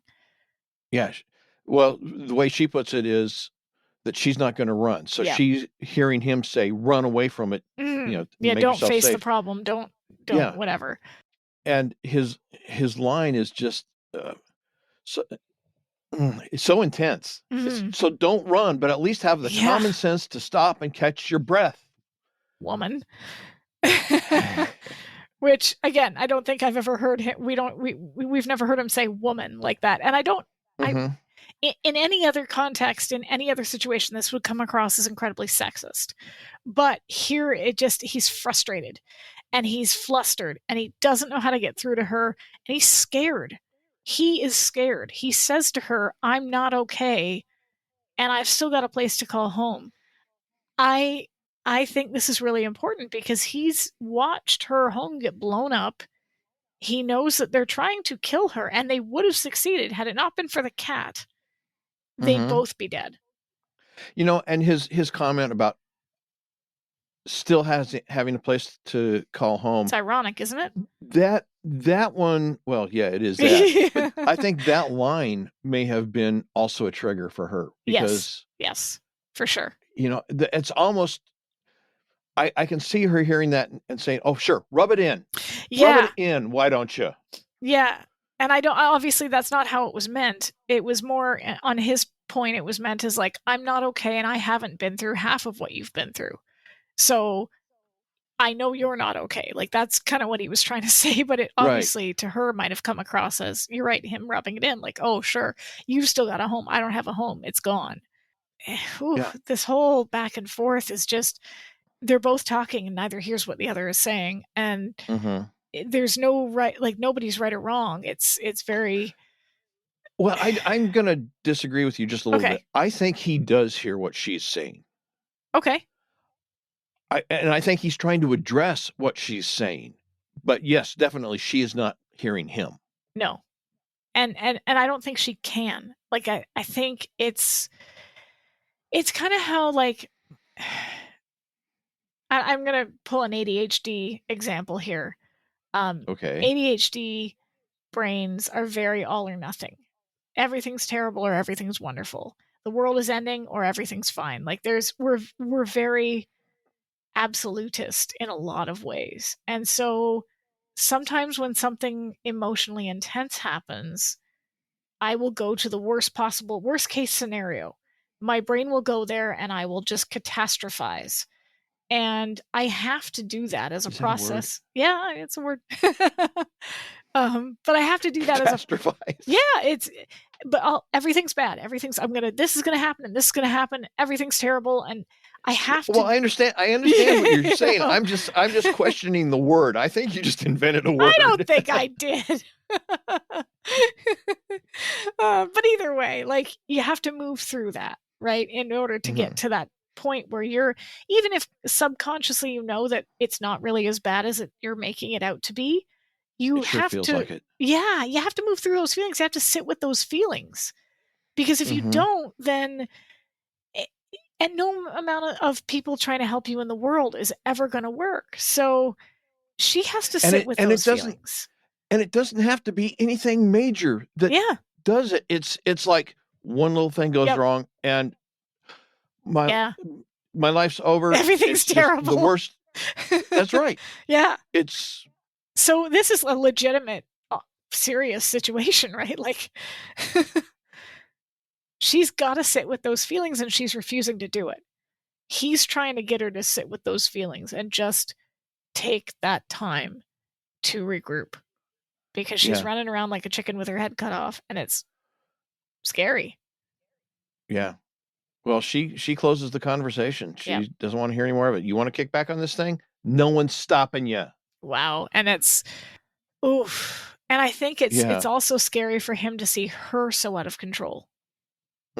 Like she's... because he's usually the one making stuff up as they go along. Going around, running around, doing whatever. But like, she's not capable of thinking clearly, and she's going to get herself hurt. And I think that's what he's worried about the most is that she's going to go charging off and confront someone she shouldn't be confronting, and end without up dead. Thinking it through. Yeah. Well, he decides not to push the issue, which I think is probably a smart move. Yeah. And he doesn't want to make things more tense than they already are. So he decides a quiet retreat is in order. And after he leaves, while waiting for she's waiting for the phone call to go through, you can see she regrets her harsh attitudes and words because she apologizes to an empty room. I know. And it's so heartbreaking because he's not there to hear it. And it's just... But she couldn't have said it to him if he was. No. She was just so angry. Yep. And she wasn't angry at him, but he was the focus. Yeah. He was the target. He was in the way of her anger. And so he was taking the brunt of it. If you've ever been in a situation too where something's happened and it's not your fault and it's not anyone's fault, but the person in front of you is going to take that frustration because they're the only one there. Like, very small example, totally not the same thing. But today we were at the park and I had to go to the bathroom, and they have bathrooms there, but they were locked. They built these brand new bathrooms last year, literally just last year, building. It's a pavilion, and every single one of them was padlocked with a sign on the front of it that said bathrooms closed due to vandalism. And I'm like, I was ticked off because now I have to go home to use the bathroom, but also they just built these things. They're going to lock them now. Mm-hmm. There's a splash pad here. There's kids. Anyway, it's not the same, but like I'm taking my frustration out on my husband, my poor husband standing there, and he's like, "You seem very irritated right now." And I'm like, "I am," but like I need a target. Thank you for volunteering. Thanks for volunteering. That's a lovely little bullseye you've got on your forehead. But this is what's happened. And you're right. He leaves and she just realizes what she's done and what she said. And she just kind of like all of that drains out of her. And she says, "I'm sorry." The only bone I have to pick with this scene, and I don't wonder if you had the same issue with this. How is he able to lock her in? Like, what? Outside the door, we see Steele lock the door, which raises a question we will get to in short order. Yeah. But since you brought it up, no, you do not put that kind of a lock exists where you have to have a key off both sides to lock and unlock it. That was my question, because I'm like, who has those? Why would you even have? What would be the purpose of it? I've seen them before, like on a front door of a business. You've got like some of those sliding glass doors and such. You've got to open the lock with a key from the outside to get in, but you also want to be able to lock it from the inside to prevent people from going back and forth inside in and out without being able to monitor and control that. But that's a business. Yeah. And it's a business that has other routes of escape in a situation. This is an apartment, X number of stories up in the sky. Don't know how many, haven't sat to figure it out. I don't even know if we have enough clues to figure that out. But he's obviously up several stories. We saw that, or we will see that in an episode. Well, people have climbed up his balcony before and into his room, so he's not up too high. Yeah, but he's up high enough that you aren't going to really just jump out, in a hurry if you needed to get out and hurry. So there's really no practical other way out of that apartment other than through the front door. You would not even be allowed to put that kind of a lock on a front door. Well, it would be a fire hazard in this kind of situation. It would be a safety hazard. Yeah. Yes, because in the case of a fire or some other emergency where somebody needed to get in or get out of that apartment in a hurry, you couldn't do it. Yeah. If they lost the key, you're out of luck. So, yeah, definitely taking liberties with reality. But I guess it was just to show that he doesn't know how to help her in any other way. So just then to force her into a situation where she's got to take some time to reset. Yeah. Yeah. He's kind of like, okay, you've got to do this, and I'm going to do the only thing I can do, and I'm going to make sure you can't go anywhere. You get a breather. Get a breather. Yep. Well, next we see Steele. He's entering a club called the Headquarters, 34th Aero Squadron. I have a question about this set piece. Okay. Is this the same set that they used in Vintage Steel for the winery? Because it looks like it, just redressed. The monastery, I mean. It could be. It's hard to say. You know, the way they redress these things. My first thought actually jumped into a later episode, because we have an episode coming up in season 4, I think, focusing on pilots, airplanes. Oh, that's right. Yes. A runway, a hangar. Yeah. So that's kind of where I thought, that's where my mind went. But yes, as far as the actual set itself, it could very well be, because they've only got so many. They've only got so many exteriors on a movie lot, and you got to reuse them somehow. How many movies has the Psycho House appeared in beyond Psycho? Yeah, exactly. So you never know. Anyway, so Steele's inside. He spots Thorpe with 3 other men.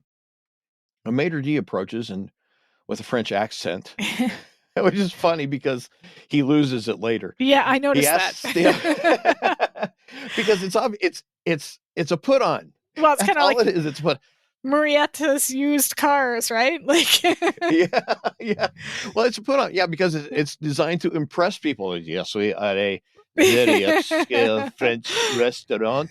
Would you like the escargot? Yeah. No, my S-car went. I gotta go.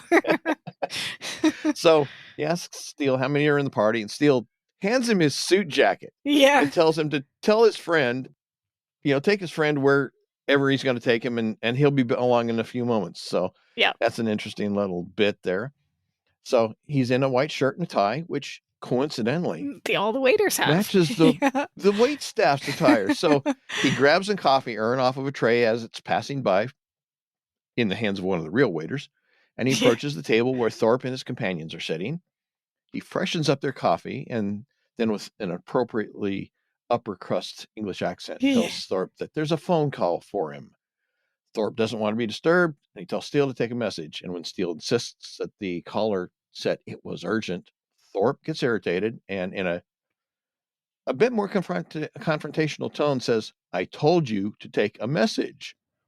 And Steele dumps the coffee on his leg.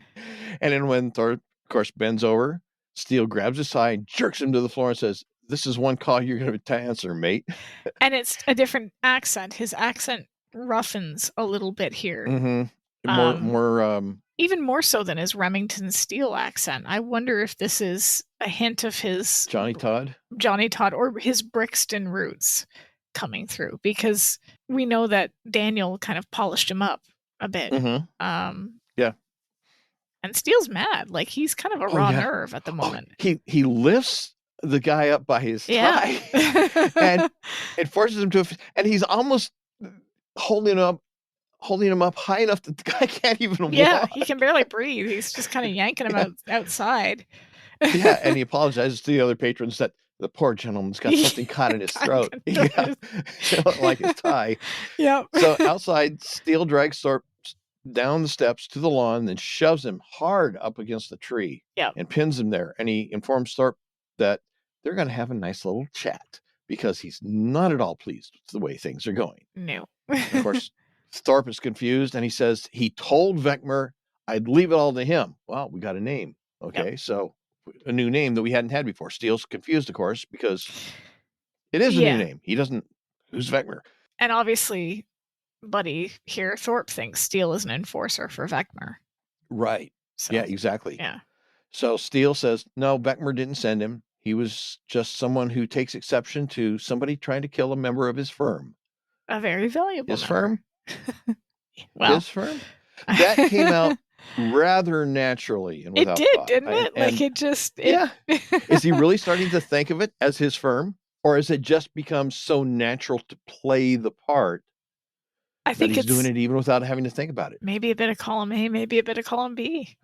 Okay, yeah. Answer C, all of the above. Yeah. Yes, please. Always my favorite answer on a test. Yeah. And statistically, C and B are usually the right options. So you're good to go with those. Until you get a statistics professor who deliberately manipulates the placements of the answers. I heard something here the other day about some instructor who did that. They made every one answer D was the correct one. Oh man, that would be confusing. Which meant everybody in the class failed. Yeah, because everyone's like, well, Kippy D again, and Kippy D again. Like, that's mean. That's just mean. That's why I hate multiple choice. Thorpe denies any knowledge of the attempted murder, so Steele returns to the subject of Vecmer and asks, "Who is this guy?" And he pokes hitting him, poking at him in the hey, I am talking nicely to you, Mr. Thorpe. You don't want to see me lose my temper, eh? And I get the impression we really don't. Like, I think that Steele might have gotten pretty violent with him if he hadn't been in public, and if the maitre d' hadn't come out and been like, "Hey, what's going on?" Lacking his French accent. So much for the ambiance. So the waiter interrupts, and Steele just gives Thorpe a friendly pat on the cheek and walks back to where the maitre d' is standing, takes his jacket, and says, "Cancel my table." Yeah. So then at what we soon learn is the Enterprise Foundation. We are back in that conference room we saw earlier. Mm-hmm. Thorpe and 3 men that we have seen earlier are gathered. Thorpe's not happy. No. And he's making his feelings known. He says that this thing is just going too far now. We could make my company a front runner. When you said you could do that, I was willing to look the other way here and there, but not murder. I don't need that on my hands. And one of the other guys says that Thorpe agreed to it. I mean, he said that they could do it however they want to, but he's not having any of it. He says, "Are you guys crazy? You weren't there at the restaurant today. Whoever this joker is, he wanted to tear my head off." And so he says, "No, we're going to call it quits right now." And of course, the guy who had met with Thorpe in the vegetable garden says, "Well, maybe you're right." And he's obviously not sincere. This is a Hoskins situation. Mr. Hoskins, like, "Sure, I'll let you go. You tell me and I'll let you walk right out of here and nobody will hurt you." Exactly. Like, there's no way. This guy knows too much. Yeah. And I mean, how can you not tell that he's just... Yeah. Like, "Oh yeah, we'll totally let him go. We just straight up tried to murder someone, but whatever. We'll just..." Yeah, but we won't try to murder. We trust you. Yeah. Okay. Yeah. So he gives this insincere apology, and Thorpe seems okay with it, but obviously the man in question isn't. And we know where that's going to go. Even if we don't know where that's going to go, we know where that's going to go. And then Steele returns to the apartment expecting to find Laura still there, but she isn't. And although he doesn't find her, he does find a note. Mm-hmm. G. Keever, Aerospace Design, 118 15th Avenue. And Steele follows the clue to the address, only to find that his path is blocked by a mass of police and emergency vehicles. A fellow traveler, also blocked in, tells him the word is that someone jumped off a building, and Steele assumes it's Laura. Why? Okay. Why would she go to some strange building to commit suicide if that's what she was going to do? I mean, that makes no sense. Well, I don't think he thought that she killed herself. I think he thought that they got her and made it look like a suicide. Okay. But all right. Well, did you notice as well, he took her car. Like, she obviously took the limo. And he grabbed her car, which is an interesting choice because I wonder, did she not feel strong enough to drive? Was she too shaky to get behind the wheel? No. Steele had her car when he went to the restaurant. That's right. He had her car. You're right. But this is so she had nowhere to go. She had nothing to go in, so she would have either had to have called Fred or called a taxi. Which also brings up they must be pretty comfortable with one another if he's got her car keys, unless he took them. Yeah. Right? And that's maybe a possibility, or too. Or he didn't give them back after the park incident. Yeah, true. Well, that could be it. It's just an interesting thing that he was driving her vehicle. But I don't think he thought that she jumped. I think he, after encountering Thorpe and hearing about this Vecmer and everything that happened with her house, he obviously knows that this is not going to be the end of it, that they're going to come at her in any way they can. So he hears this. I'm assuming he thought someone killed her. Okay, I'll buy that. My impression was that he was concerned that she had jumped, but especially after having been told by the fellow traveler that somebody had jumped. So that was just how I read that. But no, what you're saying makes sense. So anyway, he tries to run over to see her, insisting on seeing her, but he can't. But somebody there tells him that the victim's a man, not a woman. Yeah. And then as they're rolling the gurney out, he sees that it's Thorpe. Yep. So we know where that went. Now, as shown, the next scene has Laura arriving at Steele's apartment, file folders in hand. Yep. And of course, she isn't happy. And she begins their verbal sparring by accusing him of having used some pretty tacky stunts to get her up there alone. But this one is a new low. But we don't know what it is she's talking about because there is an entire scene Gone. Oh, I didn't know that. Yeah. Interior, reception area, night. As he exits her office with an armful of files under her arm, now wearing Remington's clothes. No, it should have been as she, but that was a typo in the original script. Sorry. The hell of it is that the clothes actually seem to work on her. A sports jacket do. Pulled up at the sleeves under a loose over a loose sweater, light pants pulled in tight around the waist and ankles, and her dress high heels. It wouldn't win any prizes, but it plays. As she steps across the reception area, her face buried in a file, asking for, and then it's Laura. Listen, Mildred, I want you to check on, but as she reaches the desk, there's no Mildred. Instead, a voice from behind her turns her around. Franny. Guess she left early. Door was open, so remember me from this morning, gas company? And Laura says, yes, of course, Miss Kachelski, Franny Kachelski. Don't worry, it takes a few times, but you'll get it. Look, I don't want to hold you up. Fact is, I'm just about to go off shift myself, but when you get a chance, if you could just fill out this questionnaire I was telling you about. Laura takes the form, Franny, and then this deposition to kind of say what happened in your own words, and Laura takes it. And then there's just this little evaluation report. The company likes to know if I've been sensitive and courteous and all. They're real touchy about our image, you know. And Laura, you certain that's everything? And Franny glances out the door. There's still a steady stream of people in the hallway. Franny, taking out a card. Well, it ain't really official, but my cousin Petey, he owns this lingerie store down on 8th Avenue. And since after what happened, you'll probably be needing, some things. Well, I promised him I'd pass word along. If the company found out, they'd probably have my scalp. But heck, Petey's family. Laura, I understand. Thanks. Interior limo, night. As Laura climbs into the back with the files, etc., the rain beginning to fall harder now. Mildred. Where to, Miss Holt? Laura, shocked. Mildred, where's Fred? Oh, Mr. Steele gave him the night off, so I'm all yours. Oh, well, in that case, take me to a hotel, the Claremont on Wilshire. Got it. As she pulls out, Laura leans back and organizes the files, then goes through all of the forms that Franny gave her, finally ending up with her cousin's business card, reading it out loud, wondering if life could get much more absurd. Petey's Pretties.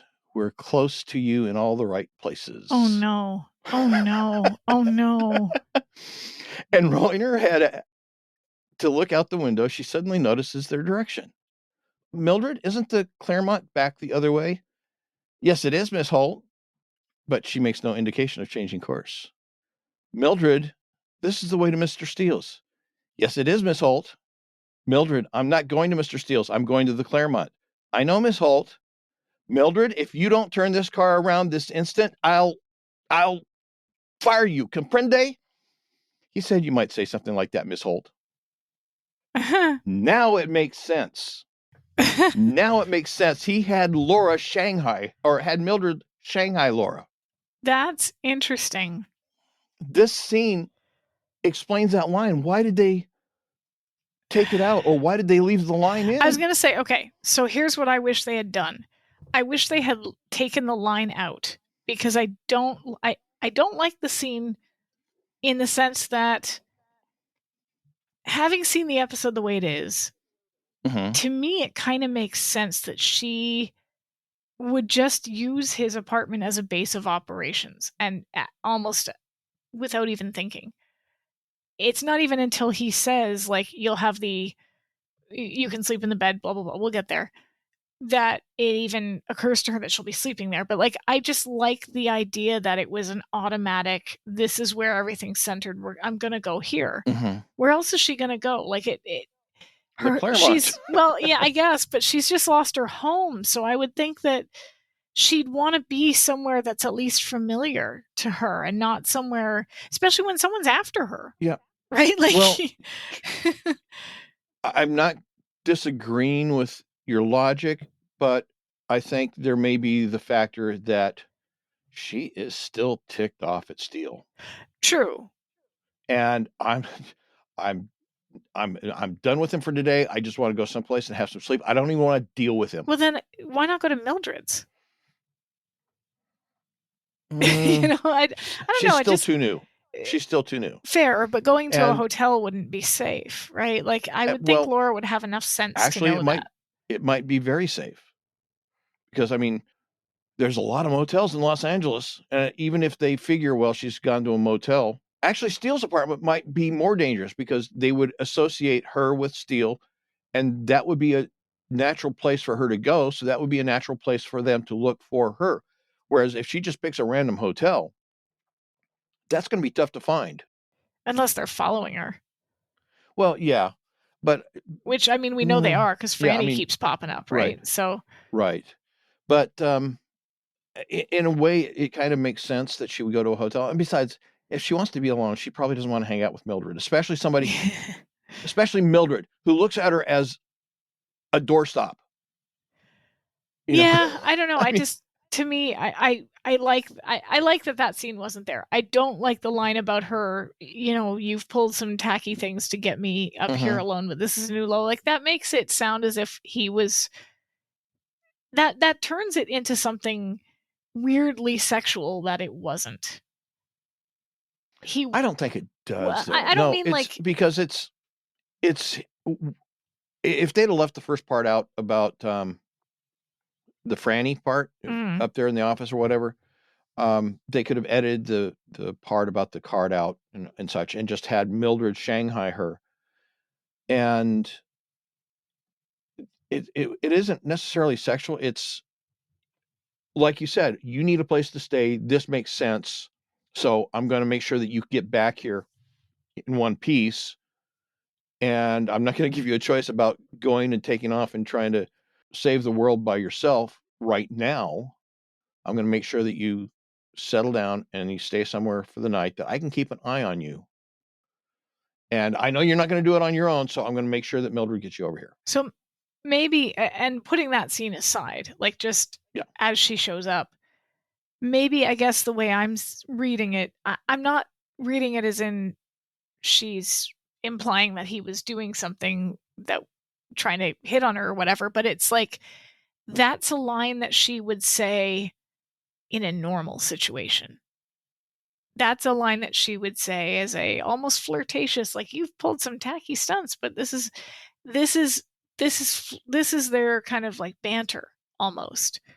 And it doesn't feel like they're bantering right now. It feels like this is a much more, I don't know, like, she doesn't say it in a way that's bantery either.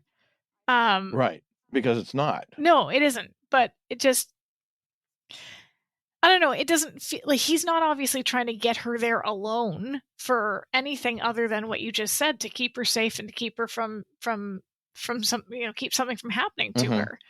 And so it's an odd line. I think absent of that particular scene that was cut, it's an odd line for her to just show up and say, right? It feels like a weird, I don't know, but I like, but you know, in reference to your comment about it being sexual, I can see where she would see that this as maybe him trying to take advantage of the situation. I can see that. Yeah. And so I can see her saying that in that context. So, yeah, I mean, I don't know if she would assume he was going to try something, given everything that's happened. yeah, I don't have a problem with that line if they had left the Shanghai scene or sequence in. But without that, it just doesn't really make sense. Yeah. Yeah.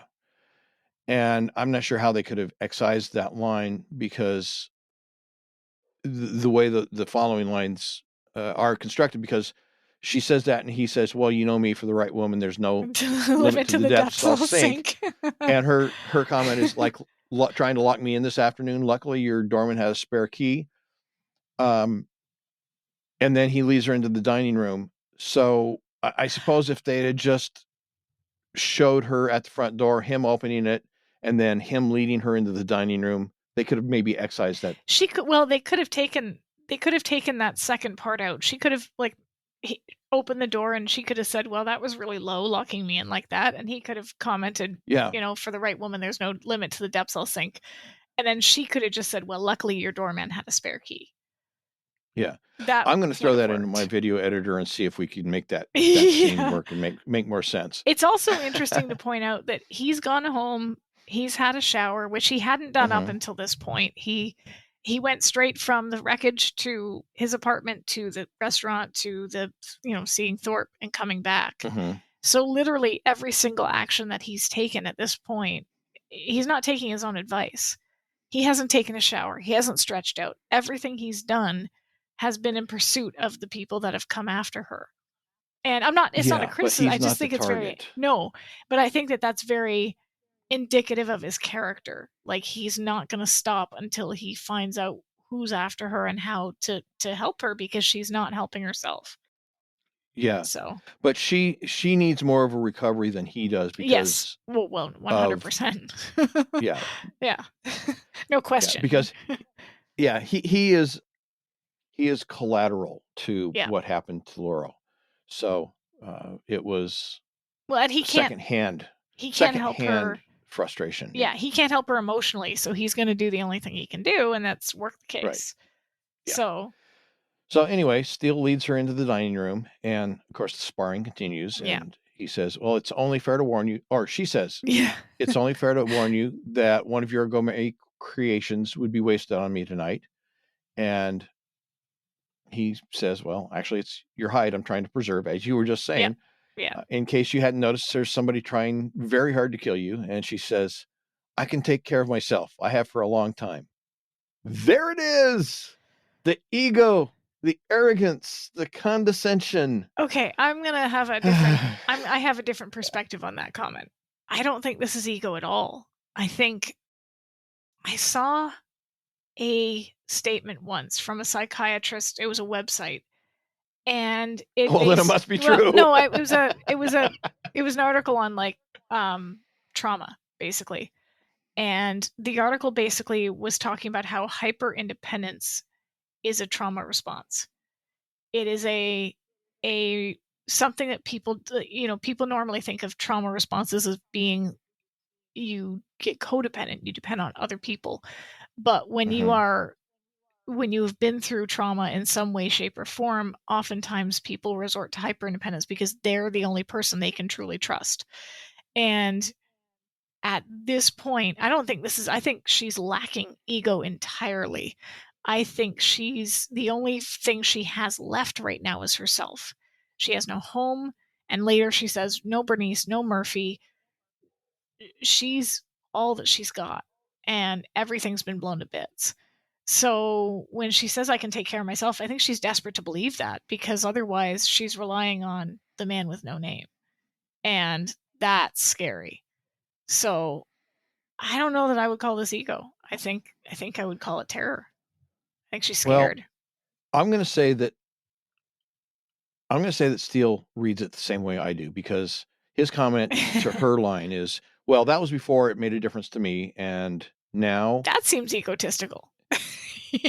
Now we're going to have some noodle soup. Comes in those little foil packets these days. Well, condescension and snark. I think he's responding back to her what he thinks he's... I'll use the word, what he thinks he's getting from her. I think he is. You think that he's not, but I think he's reading that as condescension from her, and so he's being condescending back. Can we talk about how he's pulled out? Can we talk about how he's pulled out all the good, like, silverware for what is essentially a cup of soup?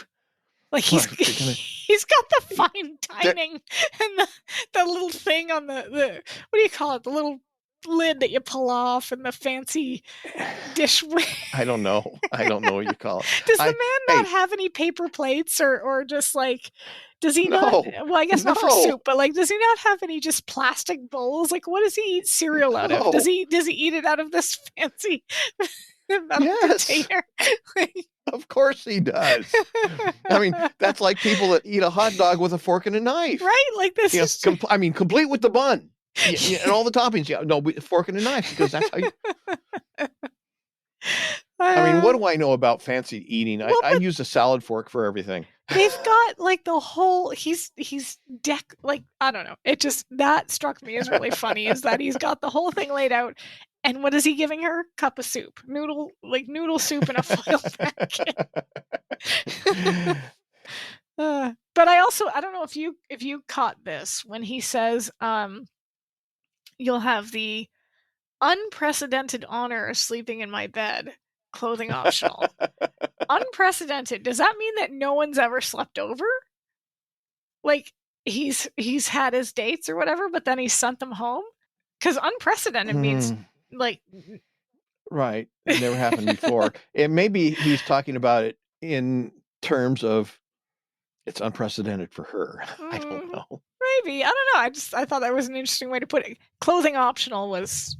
that was an eye roll. I had an eye roll at that. Like, okay, Steele, really? You had to put that in there? Sure. Sure, why not?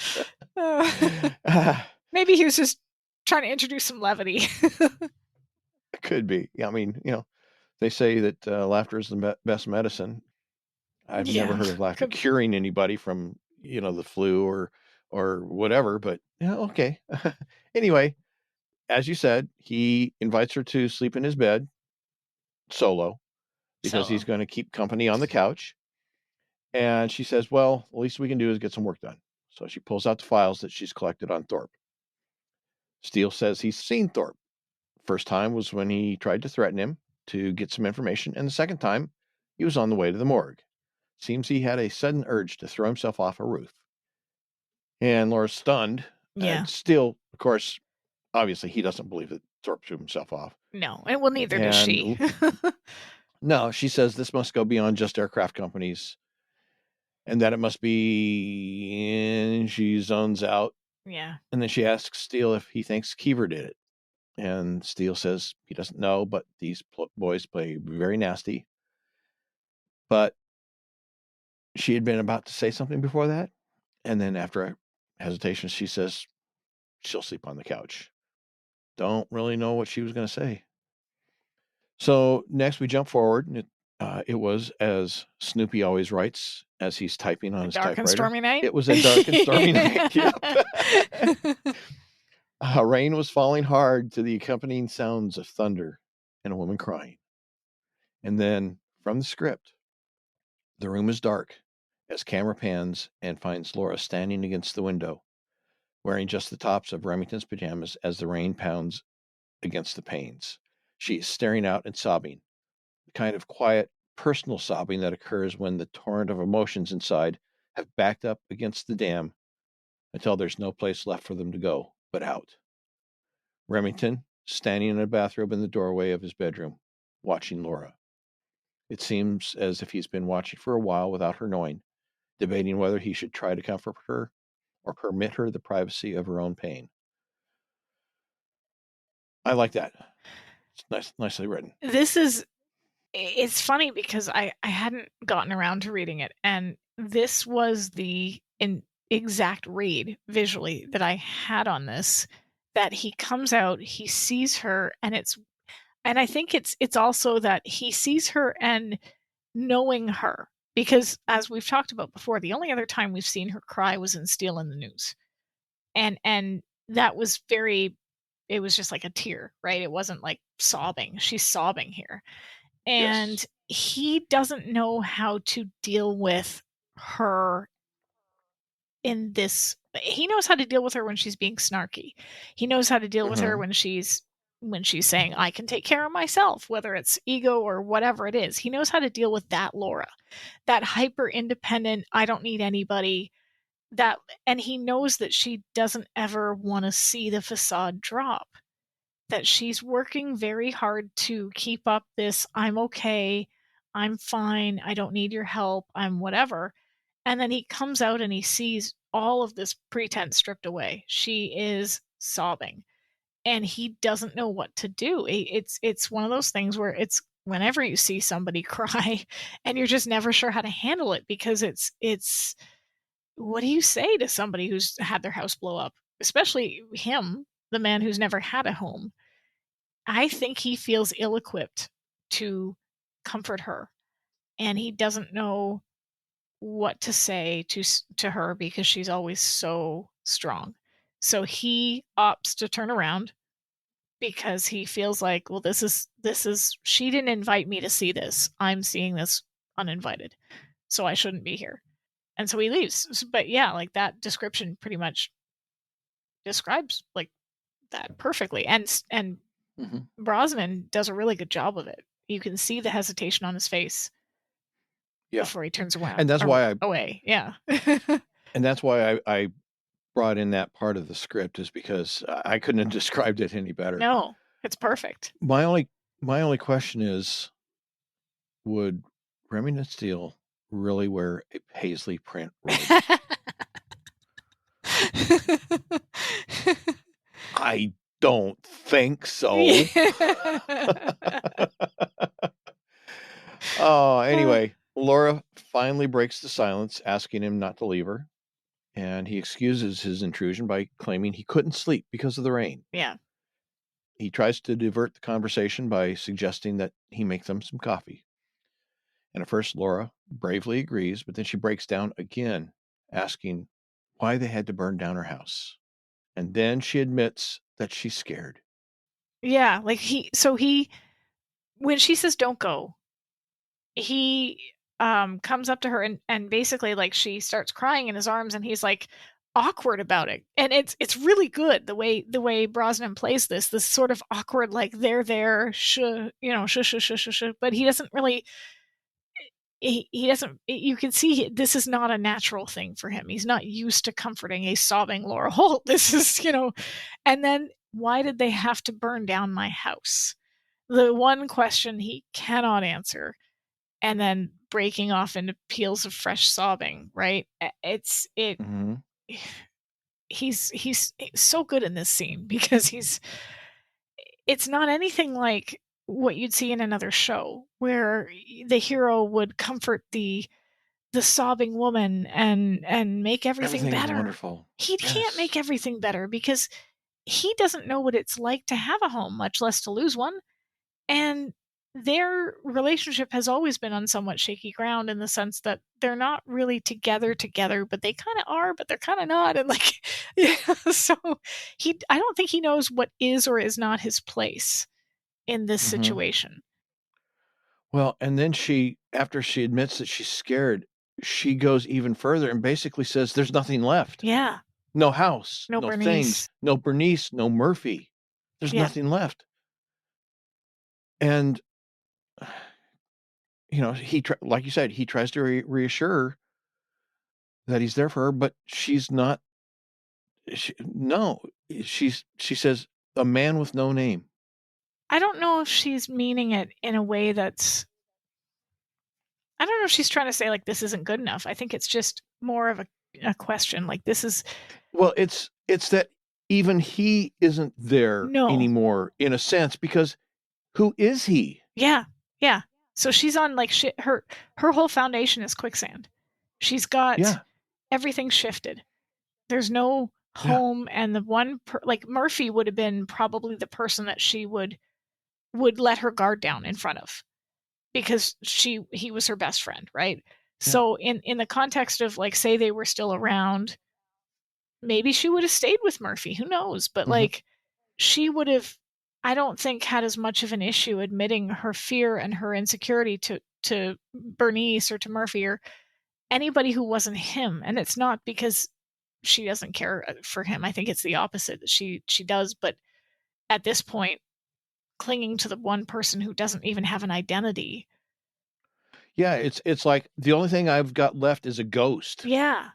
It shows because you're not real.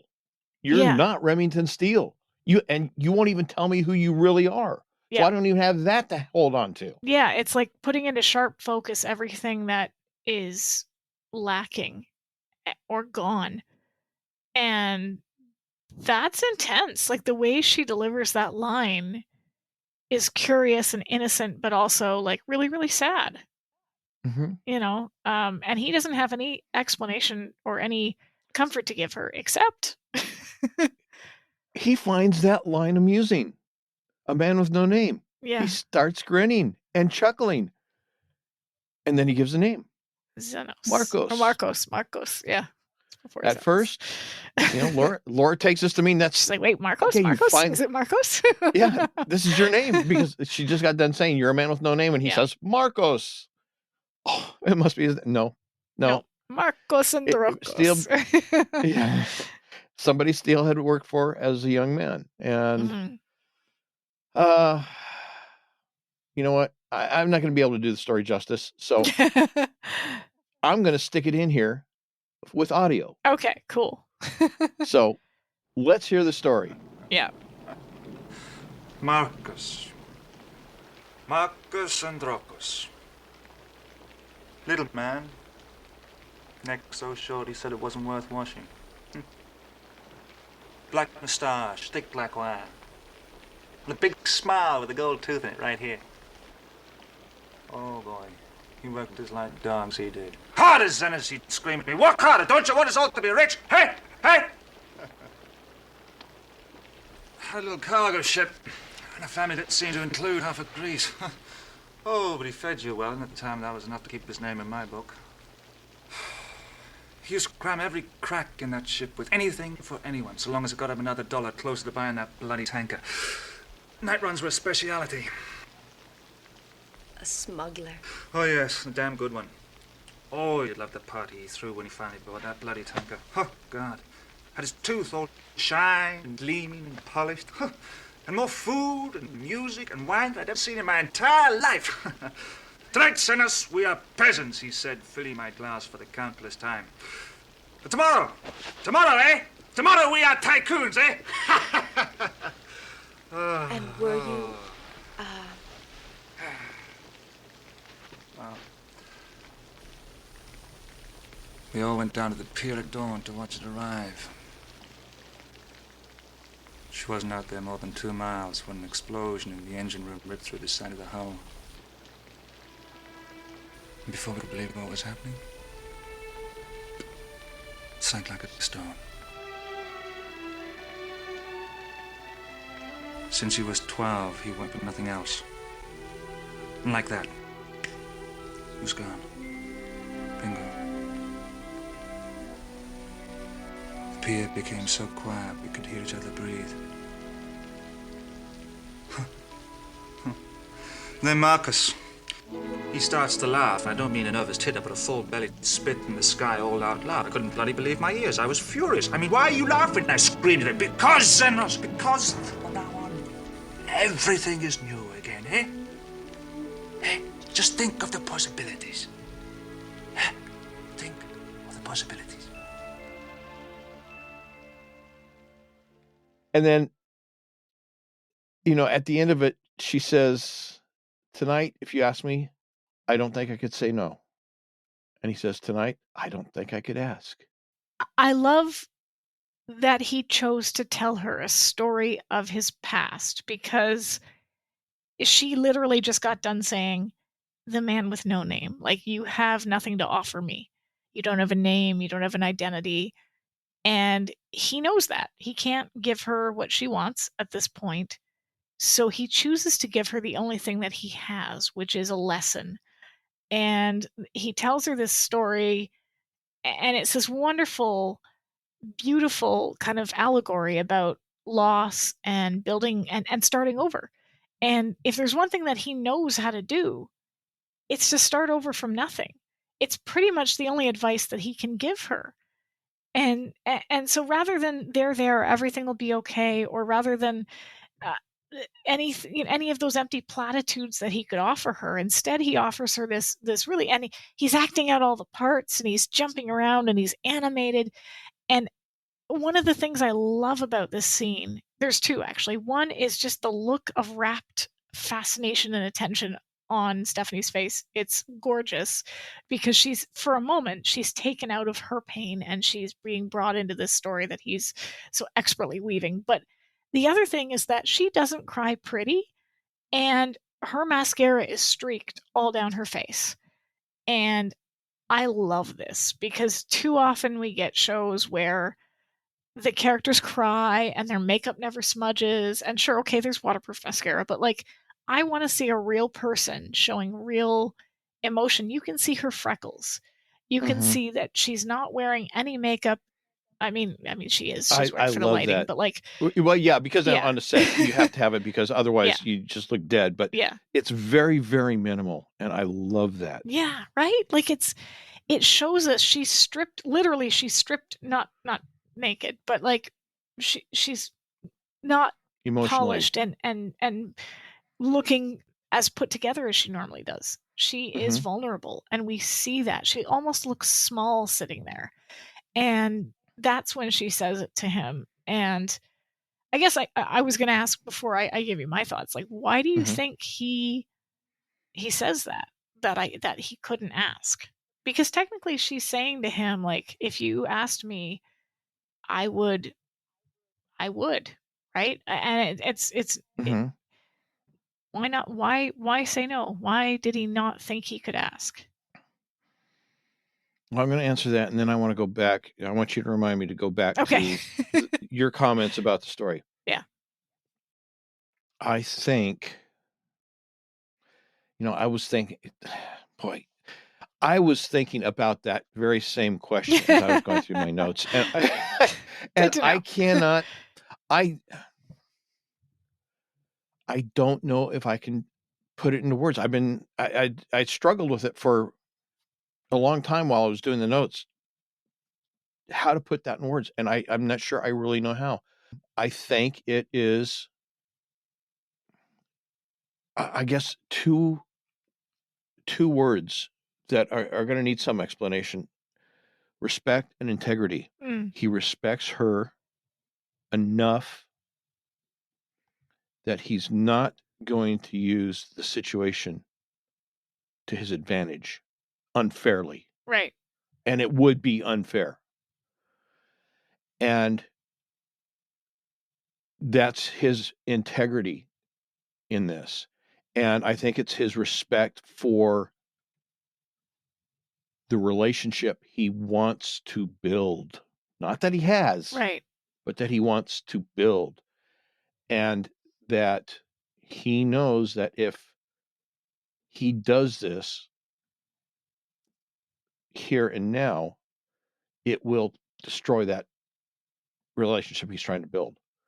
And again, I think that's his integrity in how he's dealing with her in this situation, and his respect for her and the situation and what he's trying to Okay. accomplish in the relationship. So go back to That's the the best. go back to the That's story best. first, and I'll kind of put Okay. what I think it was. But you told me to remind you, so Okay. I'm reminding you. Well, we can go back to it in a bit, but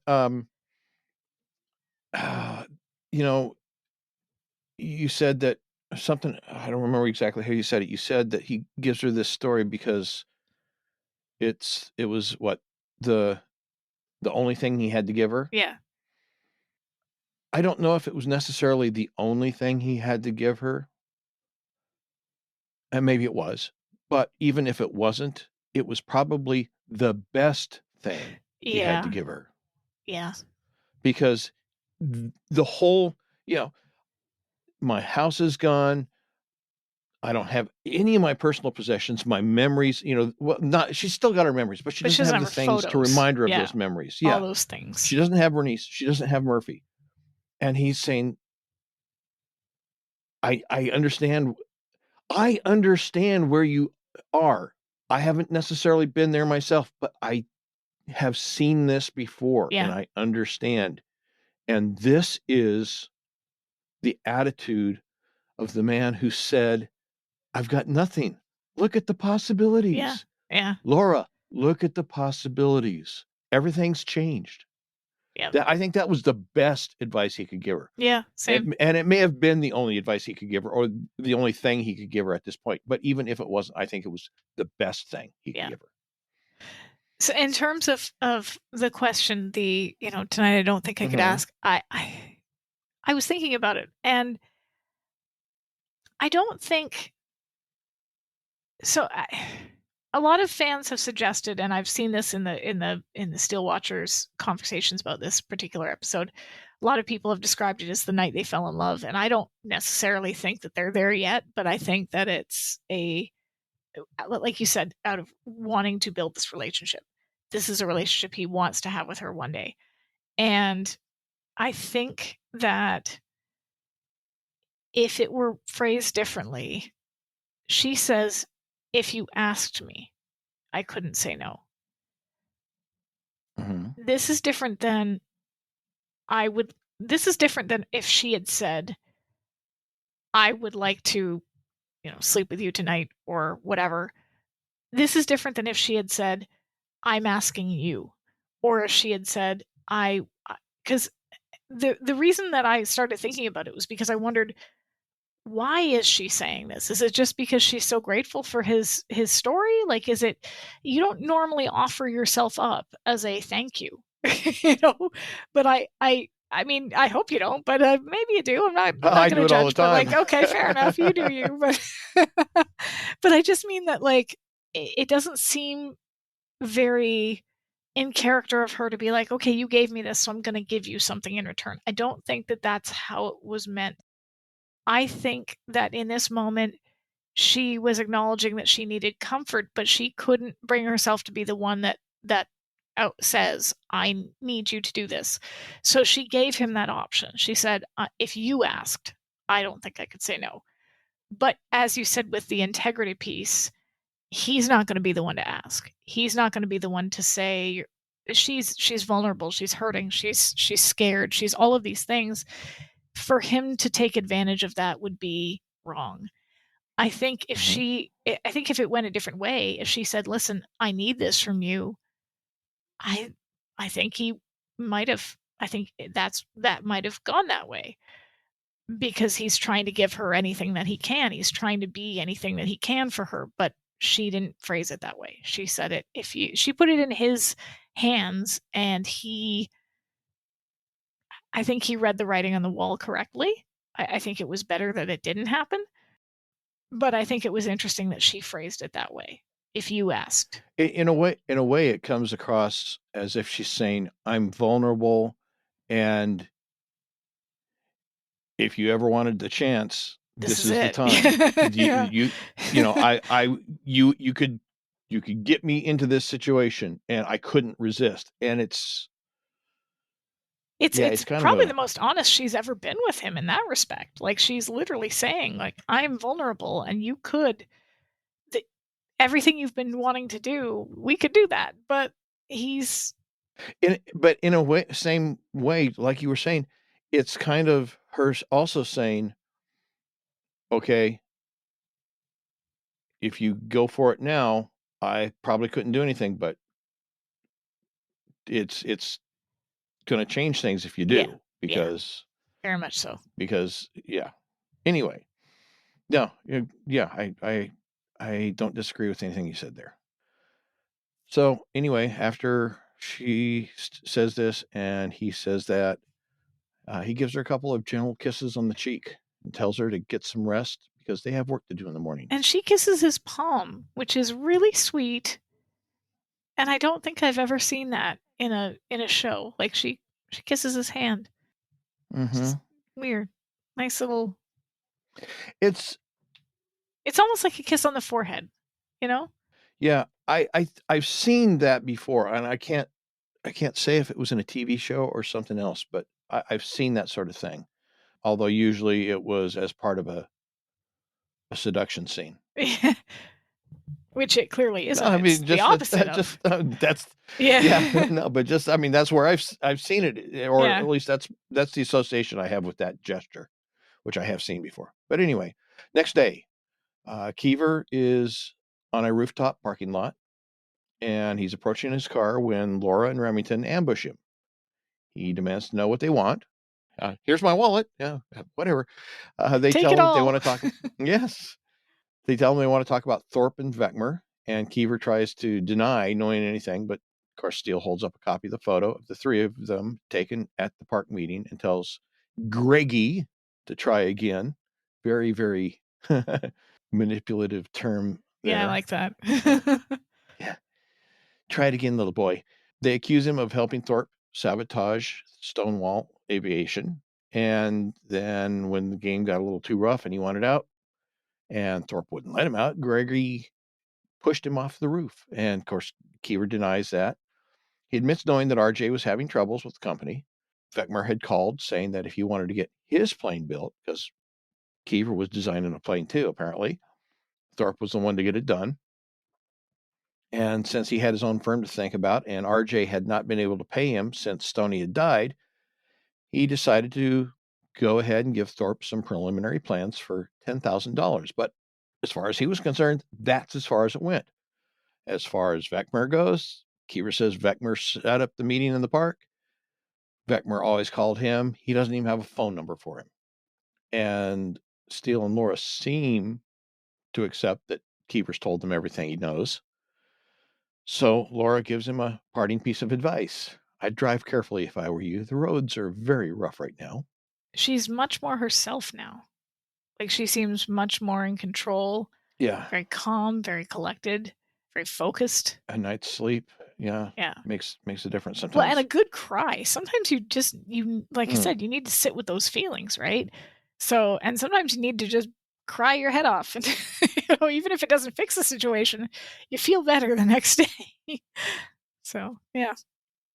Well, then we see them leaving the building out through the front, and Steele asks Laura if she believes him, Keever. She says she doesn't know, but until Mildred can come up with something on Vecmer, he's their only lead, and they should probably keep an eye on him. Yeah. Steele suggests the ever-popular stakeout in a car. But spotting a sign in a window in a building across the street, a sign that reads, Loft Conversions for Lease. Yeah. Laura has a better idea. And so then we see that the rental agent has taken Laura and Remington up to one of the mostly empty loft units. Yeah, what is the big machine in the middle? Do you know what that is? I don't know. Okay. I don't know. I was trying to figure it out, and I kept watching the scene over and over again. Like, what is that? It looks like an engine or some sort of like, I don't know. Okay. I thought maybe you'd know.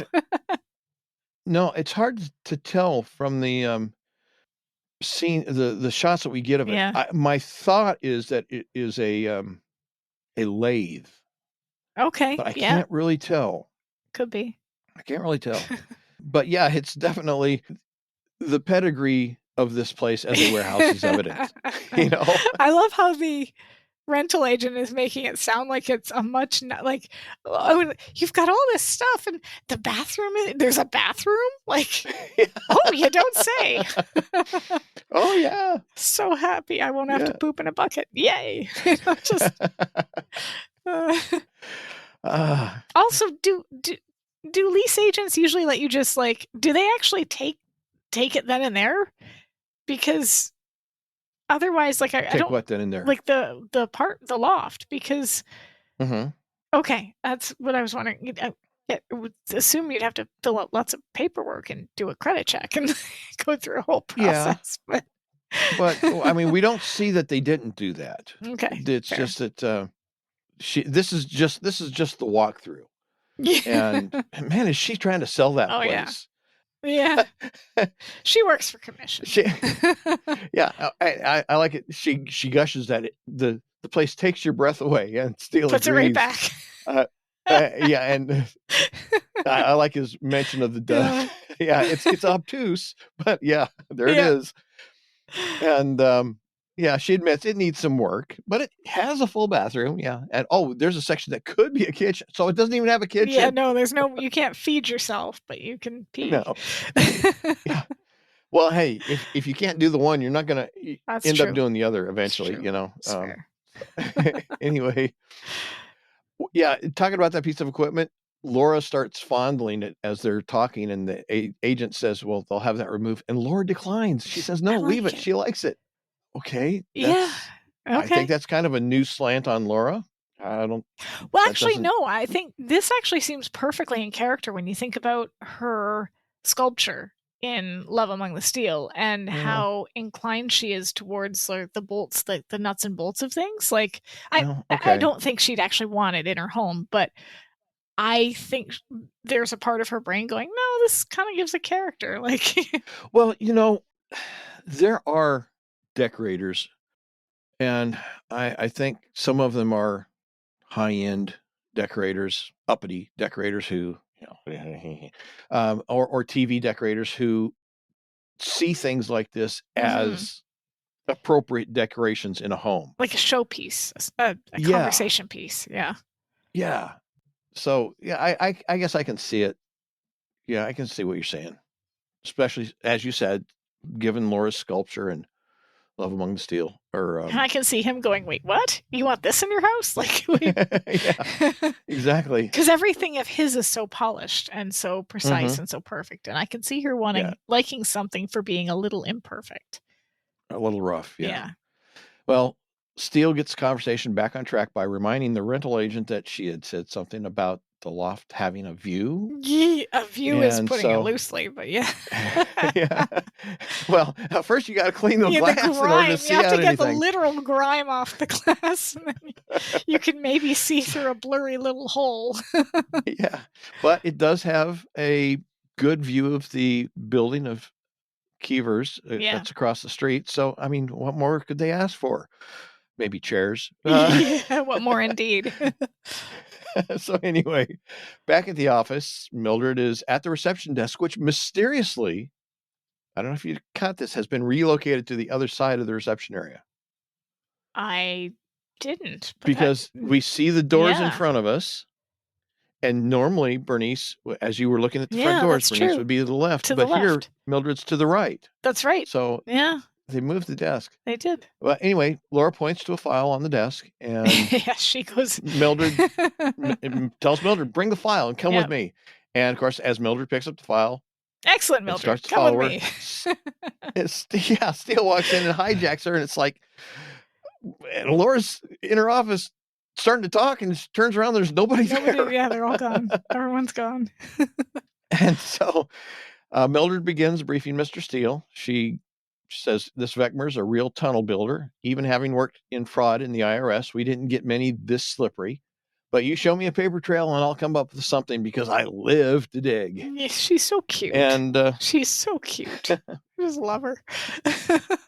Yeah, so Mildred's briefing Steele. Laura's in her office talking to herself. And she, of course, realizes that Remington has commandeered her. Yeah. And that's it. She's had it. Yeah, she walks in and tells Mildred there is an administrative detail we need to address right now. Yeah. And as she's saying this, she's approaching Steele's desk, and Steele has his feet on the desk. I love this. And she makes this huge show of slapping him down. It's like, I'm in charge here. Yep. Get your feet off my desk. So anyway, Laura tries to explain it. While it is more than apparent that Mr. Steele here is the senior member of the firm, the fact is that for the nuts and bolts operations, we're more or less equals. Isn't that right, Mr. Steele? And of course, Laura has moved around to where she's got her arm on Mr. Steele's shoulder and her hand on his shoulder. And she starts squeezing his shoulder. Yep, the threat is there. It's like he knows how to answer. and it's there. Yeah, he responds saying, one might even go as far as to say that Miss Holt is in charge of such things. Yeah. To which Mildred responds with the now well-known and well-cherished phrase. Oh, yeah. He's the boss, but you're in charge. Then I love his response of, having worked for the government, I shouldn't think that too difficult for you to understand. Yes. Yeah. So I mean, that's about like that. Yeah. It's a good way of explaining it. Yeah. So having had the company structure explained to her, or at least somewhat explained. The chain of command. Mildred. Yeah. The chain you beat. Except the chain is chain's an infinity loop because the guy who's in charge is subordinate to the woman who's actually in charge, who is subordinate to the guy that's anyway. Mildred gives a rundown on Vecmer. He's graduated young from Wharton Business School with top honors. Then he moved right into management, working for a company called ITQ. And in 2 years, he was the head of his division. And then what? Don't know. Something must have happened because all of a sudden he's out of there. For the last 5 years, you'll forgive the expression bupkis. No new address, no new job, just dead ends. And she apologized for using the word bupkis. Which is funny. I've heard this word before. There was a whole episode of the Dick Van Dyke Show built on this word. And it's a Yiddish word. I was going to say, it's Yiddish. That means nothing. Oh, okay. It's a word that means nothing. Literally, it means nothing. That's the definition of the word. Although, in some places, you'll see that it supposedly comes from the Yiddish word bobkes, Bobkhes, which apparently means goat droppings. Oh, okay, cool. But yeah, I like the it means nothing. No, Yeah. literally, No, it means literally nothing. means nothing. Nothing is the mean. Yeah. So, anyway, Laura suggests that maybe they should check their list of foundations, and she steps out into the outer office, presumably to get that list, and RJ's there, and Laura's kind of shocked, and I mean, understandable. Yeah. RJ had just dismissed the agency, so what's she doing there? RJ's response is, looking for my backbone. She had stopped by Laura's house to talk to her and had realized what had happened, and that it was somehow tied to the case. Yeah. And she apologizes to Laura and tells her that if these snakes really killed her husband and blew up Laura's house as a result of her involvement, although she doesn't say that explicitly, she says, if there's anything she can do to help, just holler. And Steele, apparently having heard something out in the reception area and probably noticed the fact that Laura hadn't returned yet, steps out, and he recognizes RJ as she's leaving, and then asks Laura, what happened? And Laura dismisses it, saying, it was just RJ. She's just here to pay her bill. And then she says they need to get back to keeping an eye on Kiefer. I think this is a really interesting scene because RJ, I think nobody would blame her if she stayed far away from this. I don't think anybody would, including Laura. Laura doesn't look down on her when she says she her grandchildren were threatened. These people have already. Laura even said that she was going to go out of her way to make it to obvious make sure that they're not working for her anymore. It's over. So exactly. It's interesting that RJ like the phrase that she uses, "looking for my backbone." It's just it tells you so much about this woman that we barely see. She's rarely, like, she only has a few scenes in this episode, but it tells us a lot about her. That she sees herself as strong and somebody who's not going to be intimidated. And sorry. Can I disagree? Yeah, go for it. Oh, yeah. She sees herself as someone who thought she had backbone and now realizes that she didn't. And the reason she realizes that is because she's looking at Laura, who really had nothing to do with this case. Yeah. She wasn't the target of the case. RJ and her company were. Laura was just incidental. But her house got blown up, and rather than back off, she's charging full speed ahead, trying to get these people. And I think RJ's saying, yeah, you're showing me up. Wow. I'm embarrassed by what I've done and how I've behaved. I don't know. To be fair, like with Laura, I don't think she has a choice because they failed to kill her. They tried to kill her and they failed. They didn't just intimidate her the way they did with RJ. Laura but she could run. I mean, could she though? Like Franny showed up intending to finish the job. Right. I mean, she may not be successful at it, but that would be probably the first instinct that most people would have, would be to run and hide and try and protect yourself by getting away from the situation. But she doesn't. She turns around and charges it. And I mean, you're right. Everything you're saying is right. Rationally speaking. But we're not talking about rational response here. We're talking about the emotional response here, which was, again, that's what RJ was having, was an emotional response to run. Granted, her grandchildren were at risk. And so there was that. But I really think she's looking at Laura and saying, wow, do I feel small? I was the one who started this whole situation, and I'm running away from it. And this woman who only is involved because of me is standing up to the people that are trying to destroy me. Well, and now she's become a target. But the thing is, with RJ, their intention with RJ was to intimidate her into backing off, and it worked. I don't think they were going to ever go any further with RJ if she had stayed out of it. Whereas with Laura, they tried to kill, like, Laura knew more, right? Laura was the one investigating, so they had to get rid of her, and when they fail, they need to kill her. She's the threat. RJ has backed off. So I don't think they had any intention of coming after her grandkids unless she turned around and said, I'm going to fight too, which she does. But I don't think, I agree with you. I don't think that RJ was out of the woods, though, because if Laura's working for RJ, presumably she's passed on information to RJ. And so they don't know how much she knows. True. They don't know how much RJ knows. And I really can't see them taking the risk. I mean, yes, for the time being, they got her to back off. But I think ultimately they'd still have to get rid of her. I think it would really depend on what happened with Laura. I think if theoretically they get rid of Laura, right? I think in their mind, the intimidation of what they could do might be enough to keep RJ from doing anything more. I think it's that might. Yeah. That's the problem. True.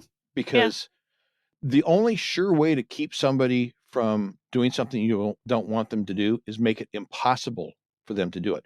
And so long as RJ might cooperate, she also might not cooperate. Yeah. And that might be too much of a risk. And I think that they would view it as too much of a risk. I mean, after all, let's look at this guy.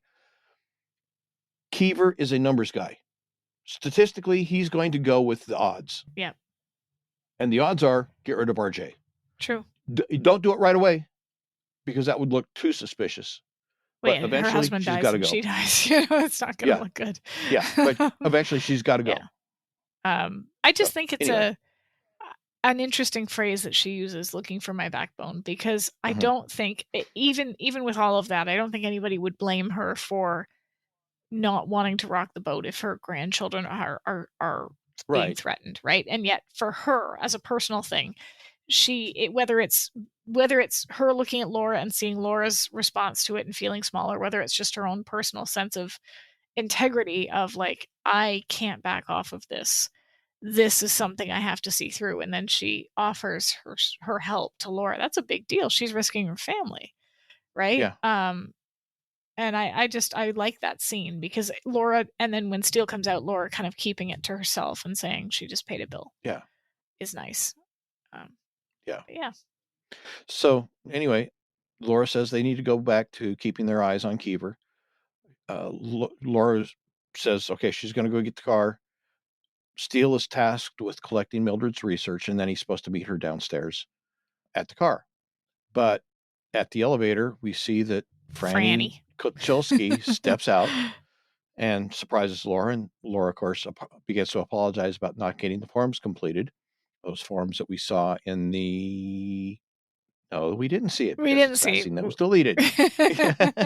She had the questionnaire at the scene, though. So I guess we're supposed to think. Yeah, but she didn't give it to her.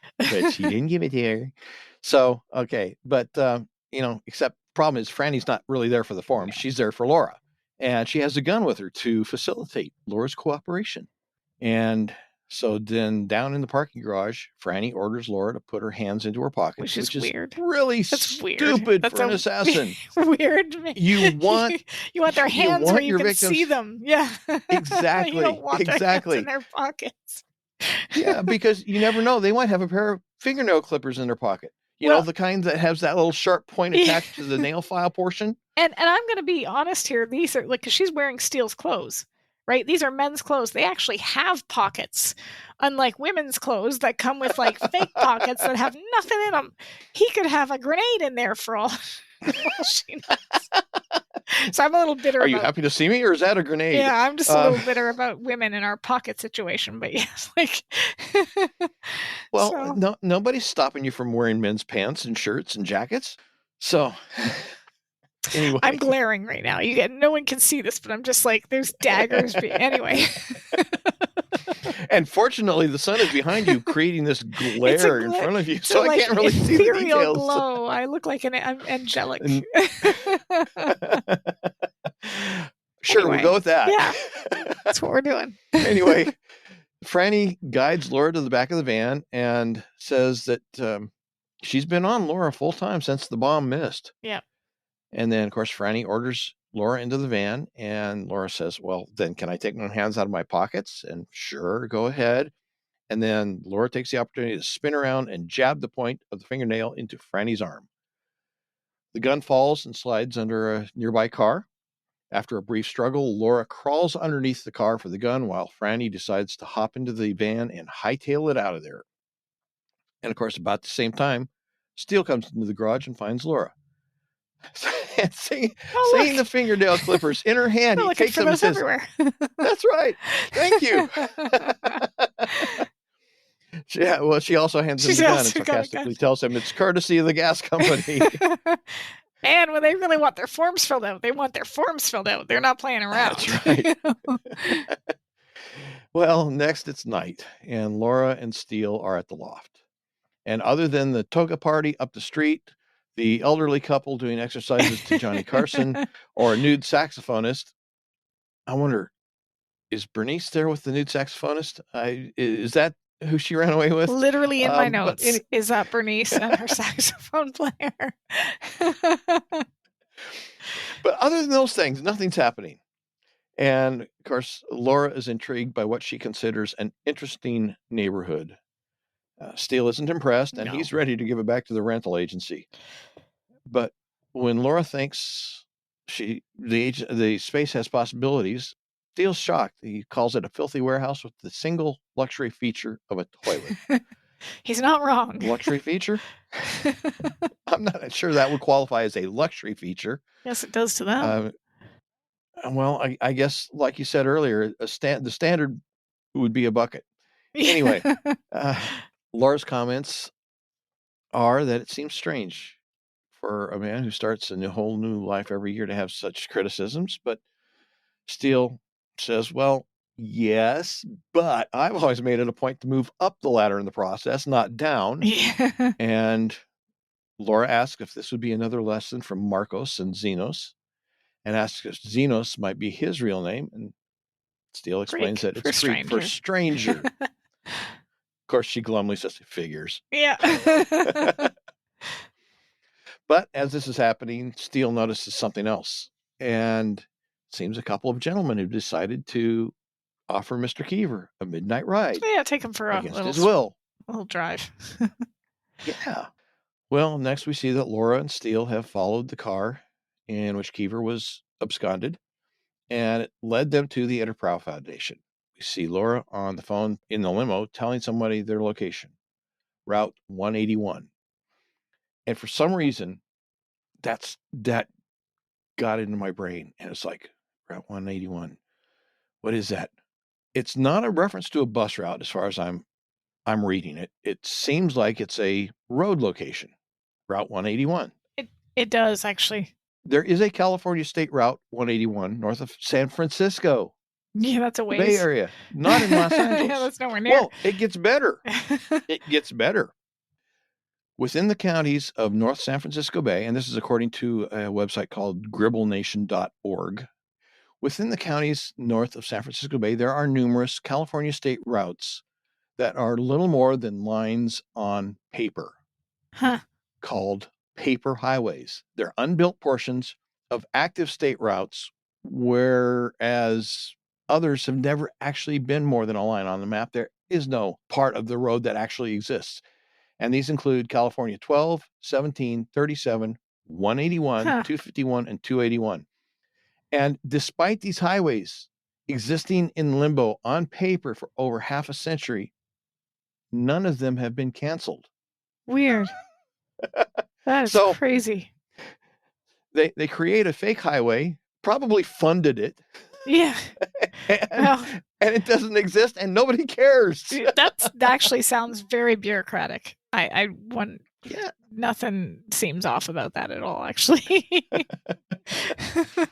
Well, anyway, Laura tells Steele that it's all set. And does he think they can really get in past the security guard and the gate?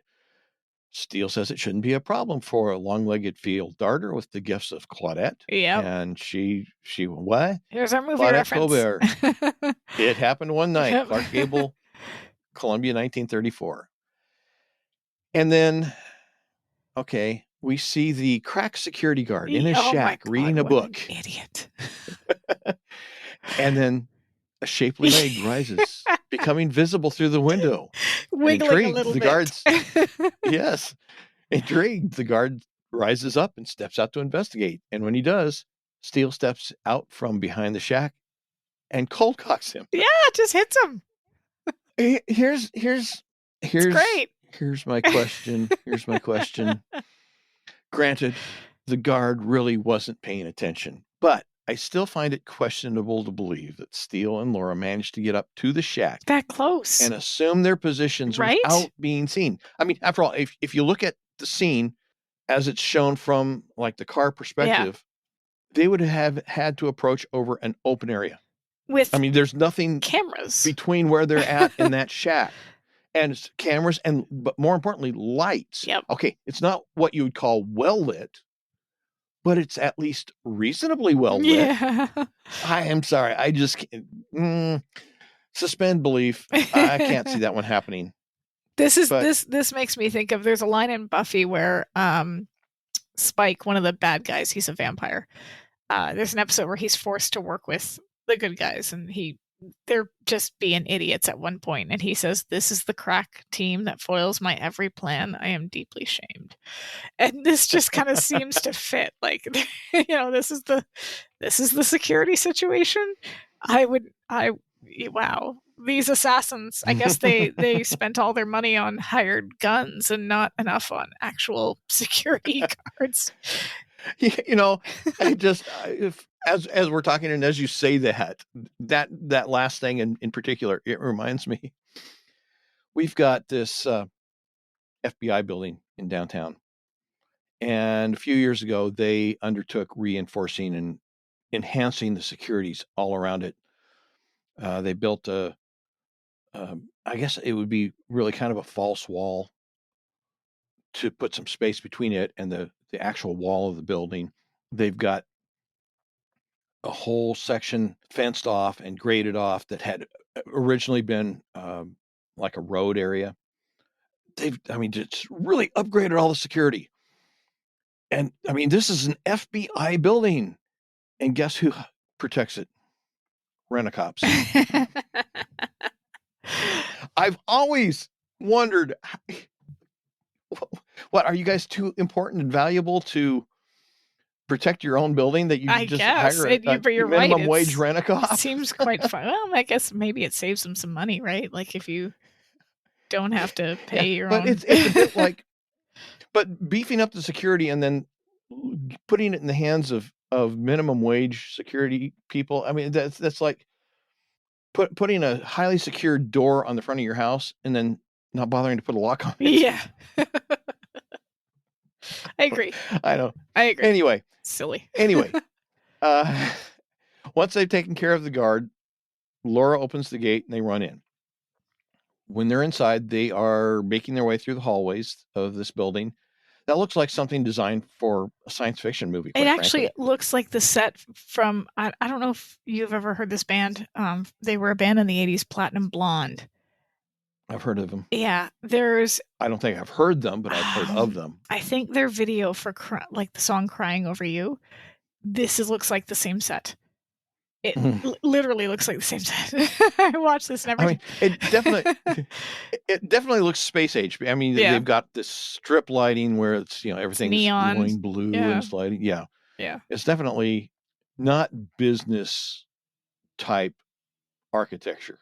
No, that would be a little bit more sterile. It's 80s and modern. Yes, and what we think modern looks like. Yeah, of course. Yeah, I'm still waiting for my flying car, George Jetson. Anyway. Yeah, and my hoverboard.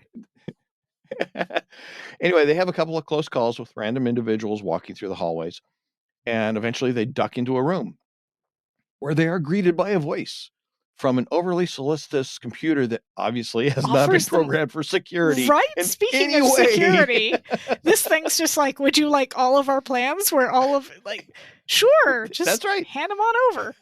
No code, no password, nothing necessary. Yep. Just here it is. Yeah. So Laura takes advantage of the situation and says, okay, give me the file on Stonewall Aircraft. And the computer corrects her and says, the correct project file name is Thorpe Aviation. Yeah. And would you like that on a video display or a hard copy? Well, since actual proof is nice to have, and since paper printouts give them something they can take out of the building to the authorities, I mean, it's hard to rip out a And since the computer's been so kind. Yes. Laura opts for the hard copy, and conveniently, they've got printers in the room right there for them. Oh, it's so nice. They just, everything's set up, right, for their... Yes. It's just so accommodating they are, yes. I mean, maybe they were just pretty sure that no one was going to get past their crack security. Yeah. Like, they were just really confident in that one guy. Yeah. Yes. The security ape from a Home Improvement episode. Yeah. Anyway, Laura and Steele begin looking over the various printouts as they are coming off the printers, and it shows that there are step-by-step plans for destroying Stonewall Aircraft and 3 other companies, except for Thorpe's. So the people behind it are corporate hitmen. They hire themselves out to destroy companies, and killing people as necessary is just part of the job. So then when they've done their work and they've done their job, whoever's paying for the job ends up with a nearly unchallenged control of whatever market has been targeted. And Laura reminds Steele that they still have to find Keever. He's in the building somewhere. So they exit their temporary hideout. And as they once again try to avoid detection, they find themselves in the same conference room as Keever. Wow, isn't that handy? So coincidental. Too late. Sorry. Yeah. As they rush over to Keever, telling him that they're there to rescue him, Beckmer enters. We're here to save you. I'm sorry. Beckmer. Beckmer enters the room from a door on the opposite end of the room from where they came in. And he greets Laura and Remington, congratulating them on being the first to ever get this far and commenting that it will make an interesting footnote in the files. Yeah, really. I mean, it was pretty easy for us. Even nobody else has tried it. Well, it's like that cracked security guard at the gate intimidated them. It's like they should have put Happy out front. He might have done a good job of keeping people away. Yeah, they'd trip over him. It's like that scene in I don't know if you've seen the movie Legally Blonde, but when there's a scene where she gets into Harvard and her ex-boyfriend says, "You got into Harvard?" And she's like, "What? Like it's hard?" And so it makes me, "You got past our security. What? Like it's hard? Like this is." They didn't exactly give them much to work with. No. Anyway, Beckmer comments that it will make an interesting footnote in the files, and Laura sarcastically responds, "Well, why waste the space?" Yeah. And Steele says that the term industrial sabotage has such an ugly ring to it, doesn't it? And Beckmer, I mean, this guy is totally devoid of emotion. He just simply... Oh, he's a complete sociopath. Yeah. Yeah. He calmly says that his organization is merely extending the basic principles of business to their, what he terms, logical conclusion, saying that control of the market is everything, and how you achieve it doesn't really matter. Well, I got issues with his whole philosophy I would there, say, but anyway. Yeah. There's some problems with that. And he starts talking about his former employer, and his contempt for them clearly shows through. He says that his success at ITQ proved that his system worked, but the company was run by a bunch of old men with country club wives and bleeding ulcers, and they were embarrassed by him, so they got rid of him. But yeah, conveniently, they kept all the money that he made them. And of course, he considers himself in a better position now because private consulting is so much less restrictive. Yeah. But he is curious. He considers his information network second to none. So how is it that they can't generate a history on Remington Steele more than 5 inches long? And Steele responds that perhaps he's just easy to forget. And then he suddenly lunges at Vecmer. But at the same time, a couple of armed goons enter, guns pointed at Laura and Steele. And Vecmer says that, well, it's been interesting trying to eliminate all of you, but yeah, I'm done. Let's just get it over with. And he gets up to leave, but Laura tells him he shouldn't be too certain of his position. And Steele adds that even as they speak, this building is being surrounded by the police. And Vecmer doesn't believe it, to which Steele responds, would you believe 3 Cub Scouts and a Schnauzer? Yeah. Sorry, that's my Get Smart impersonation. Yeah. And it's terrible, I know. Yeah. Anyway, but hey, the intent is there. Yeah. So anyway, Vecmer says he won't even honor that cliche with a response. And almost before Vecmer can finish his dismissive non-response, lights begin flashing from outside. And there are the sounds of a helicopter and a voice on the PA system announcing that they are the police and the premises are surrounded. And of course, as is typical with a bully, Vecmer expects everybody else to do his dirty work while he flees to safety. So he orders the security guards to kill Remington and Laura and Keever while he books it out of there. But Steele warns him, hey, police are going to come barreling through that door. You know, they're going to be in here. And you don't want to be found with 2 dead bodies and guns and not be able to explain it. And of course, Vecmer panics and says, I said kill them. And the guards, having at least a little bit of brains, leave to save themselves. And of course, Vecmer tries to do the same. Again, his crack security team. Like, wait, I'm out. See you, man. No, I didn't sign on for this. If they hadn't had guns, I wouldn't have worried about them at all, because they certainly don't impress me. No. Yes, they don't impress me. Yeah, I was just.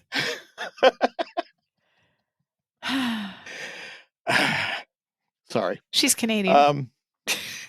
Yeah, I know. We always have to point that out. Anytime a Canadian's mentioned, we have to go, that's Canadian. Anyway, keep going. Anyway, Steele grabs him and throws him on the conference table directly in front of Laura,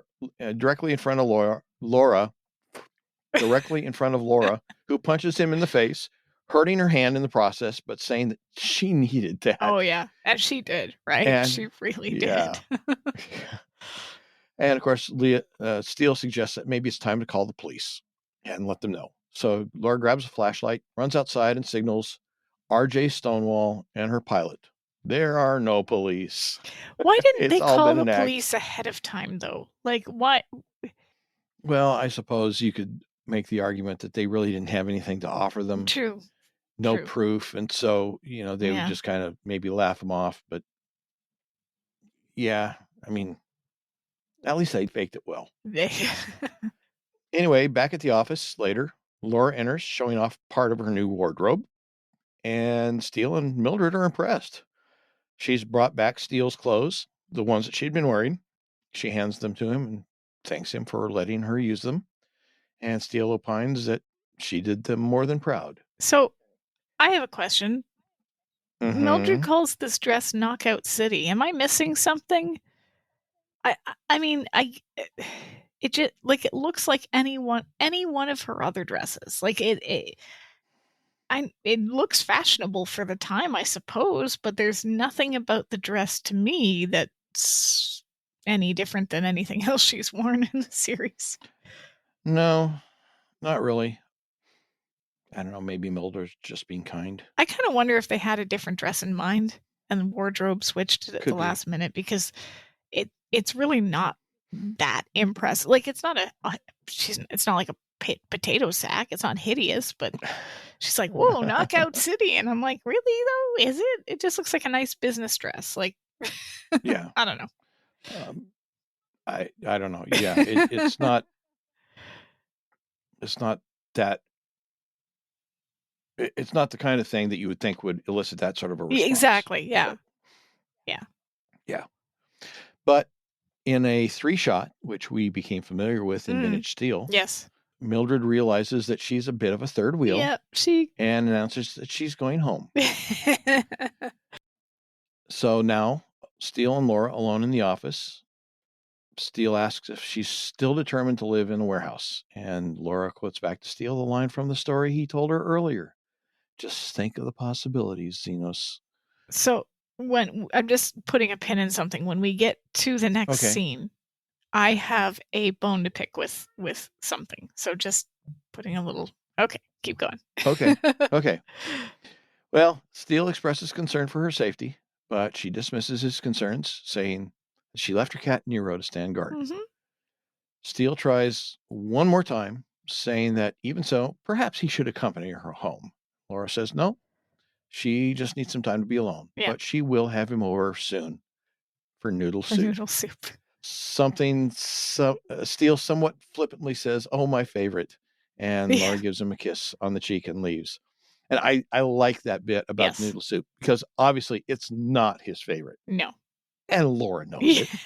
And he knows Laura knows it. Yeah. And she knows he knows that she knows it. Here's the infinity loop. But he will but he will say it as long as she keeps offering it to make it for him. And she will keep offering to make it for him as long as he keeps saying it. Because even though we never hear it again, I'm sure that it's a private joke. Yeah. That in their private moments, it just keeps coming up because it's little things like that can, they make those special moments sometimes. Yeah, and I bet he always serves it to her in those fancy containers. Well, next we're at the loft and we see the sliding barn door style door. That is the front door to her loft. And she steps in and there's a look of surprise on her face because there in the middle of the room, topped with a large pink bow and a vase with a single rose along with some decorative flora and a card and Nero, is a baby grand piano. Laura steps over to the piano, picks up the card and reads it. Play it again, Sam, which of course is a misquote. The line never appears in the Maltese Falcon. Well, it's Casablanca. It's from Casablanca. That's what I meant, but my fingers typed the wrong thing. Okay, so here's the pin. Where was the cat throughout the rest of this episode? Who was looking after Nero? Good question. Mildred? I guess. But we at no point do we see Laura even find the cat because they went out to. That's how they missed being blown up by the house, right, by the bomb. No one ever finds that. We've followed them this whole time. At no point, that's true. Did anybody find the cat? So anyway. Anyway. I would love to see a fan fiction, The Adventures of Nero, in that one up, and we never see him again. We never see this cat again. She just decides it's not I don't worth think it. We'd seen him before now. Even. No, we hadn't. So, no. So he was just a one-off. So can I get back to sorry, go ahead. Casablanca real quick though? No, that's fine. No, I don't have a problem with it. I just want to make sure that everybody understands because there's probably somebody out there who is convinced, like a lot of people are, that there was the line played against Sam in the movie. No. And according to The Guardian, on their crosswords page, which I don't know why it's a blog for their crosswords, Ingrid Bergman's character is Ilsa Lund. Yeah. And she says, play it once, Sam, for old time's sake. Yes. Yeah. So Sam, when Sam pretends not to know what she's talking about, she goes on to say, play it, Sam, play as time goes by. And then later in the film, there's a similar exchange where Bogart's character, Rick, says, you know what I want to hear? Sam says, no, I don't. And Rick says, you played it for her, you can play it for me. Yeah. Well, I don't think I can remember it. If she can stand it, I can. Play it. Play it again, Sam, never appears. It's like Luke, I am your father. Right? They never actually say, Luke, I am your father. Yeah. He just says, no, I am your father. But it's been misquoted so many times. It's Luke, I am your father. Yes. Yeah. But in that particular case, George Lucas will go back and re-edit the film and add it. He would too. Oh, he just totally. And every time he does a reissue, makes it worse, and an update and a revision of those first three movies. Yes, exactly. That's why anybody that's interested should go check out the Star Wars Revisited fan edits. Yeah. Anyway. There's our nerd segue. Anyway, back into the episode, Laura sits down at the piano and begins playing Chopin's Prelude in E minor, Opus 28, number 4. Yeah. Which you can... is a gorgeous piece. Which you can find on YouTube. Outside, down on the street, listening, is Remington Steele.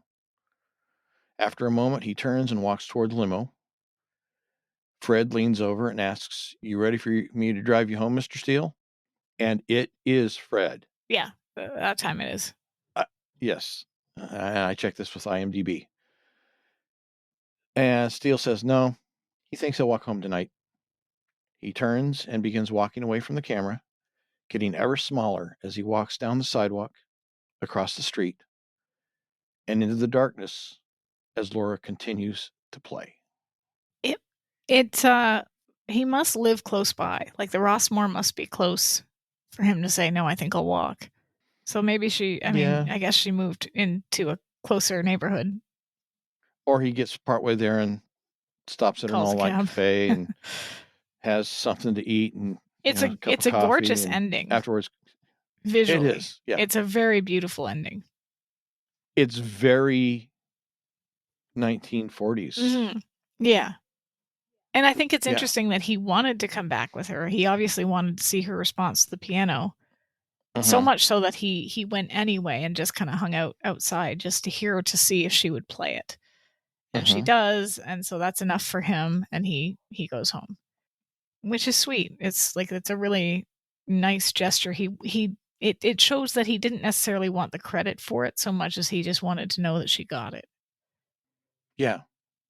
And again, as far as we know, even at this point, he does not understand the significance of the piano to her. He just knows it meant something. Only that it is significant. Yeah. So, that's it. That's the episode. Whew. We did it. Oh, yeah. Wow. Marathon session again. This one, yeah. Sorry, folks. Use that pause button. Yeah. Feel free to use that pause button. Go to the bathroom. You're theoretically wherever you live should have one. Yeah. I mean, you've got a bucket, don't you? Yeah. Anyway. That's a soundbite. The website, SteeleWatching.com. And there you'll find things like show notes and some links to things like It Happened One Night and Casablanca, which I very quickly retyped here. Yeah, and maybe even the Maltese Falcon for fun. I don't know. Yeah, maybe. And then other resources. We have Facebook, Twitter, Instagram, all pages. We've got the Facebook page, the Twitter feed, and the Instagram page, but we've also got the Steele Watchers unofficial Steele Watchers Facebook fan group, which is not official to the podcast, but kind of is in the sense that we all hang out there. So you should come and hang out there too and have fun with us and trade stories and fun stuff. I don't know. Yes. And remember, we are giving you fan fiction writers excellent story ideas. So somebody better do something about them and post them in that group. The Adventures of Nero the Cat. I want that story. I want to know what Nero did, what he was thinking, where he was going. Someone needs to write that. Anyway, next episode, Altered Steel. This one's interesting. This will be fun. Yes. So anyway, thank you everybody. Take care. Bye-bye. Bye-bye.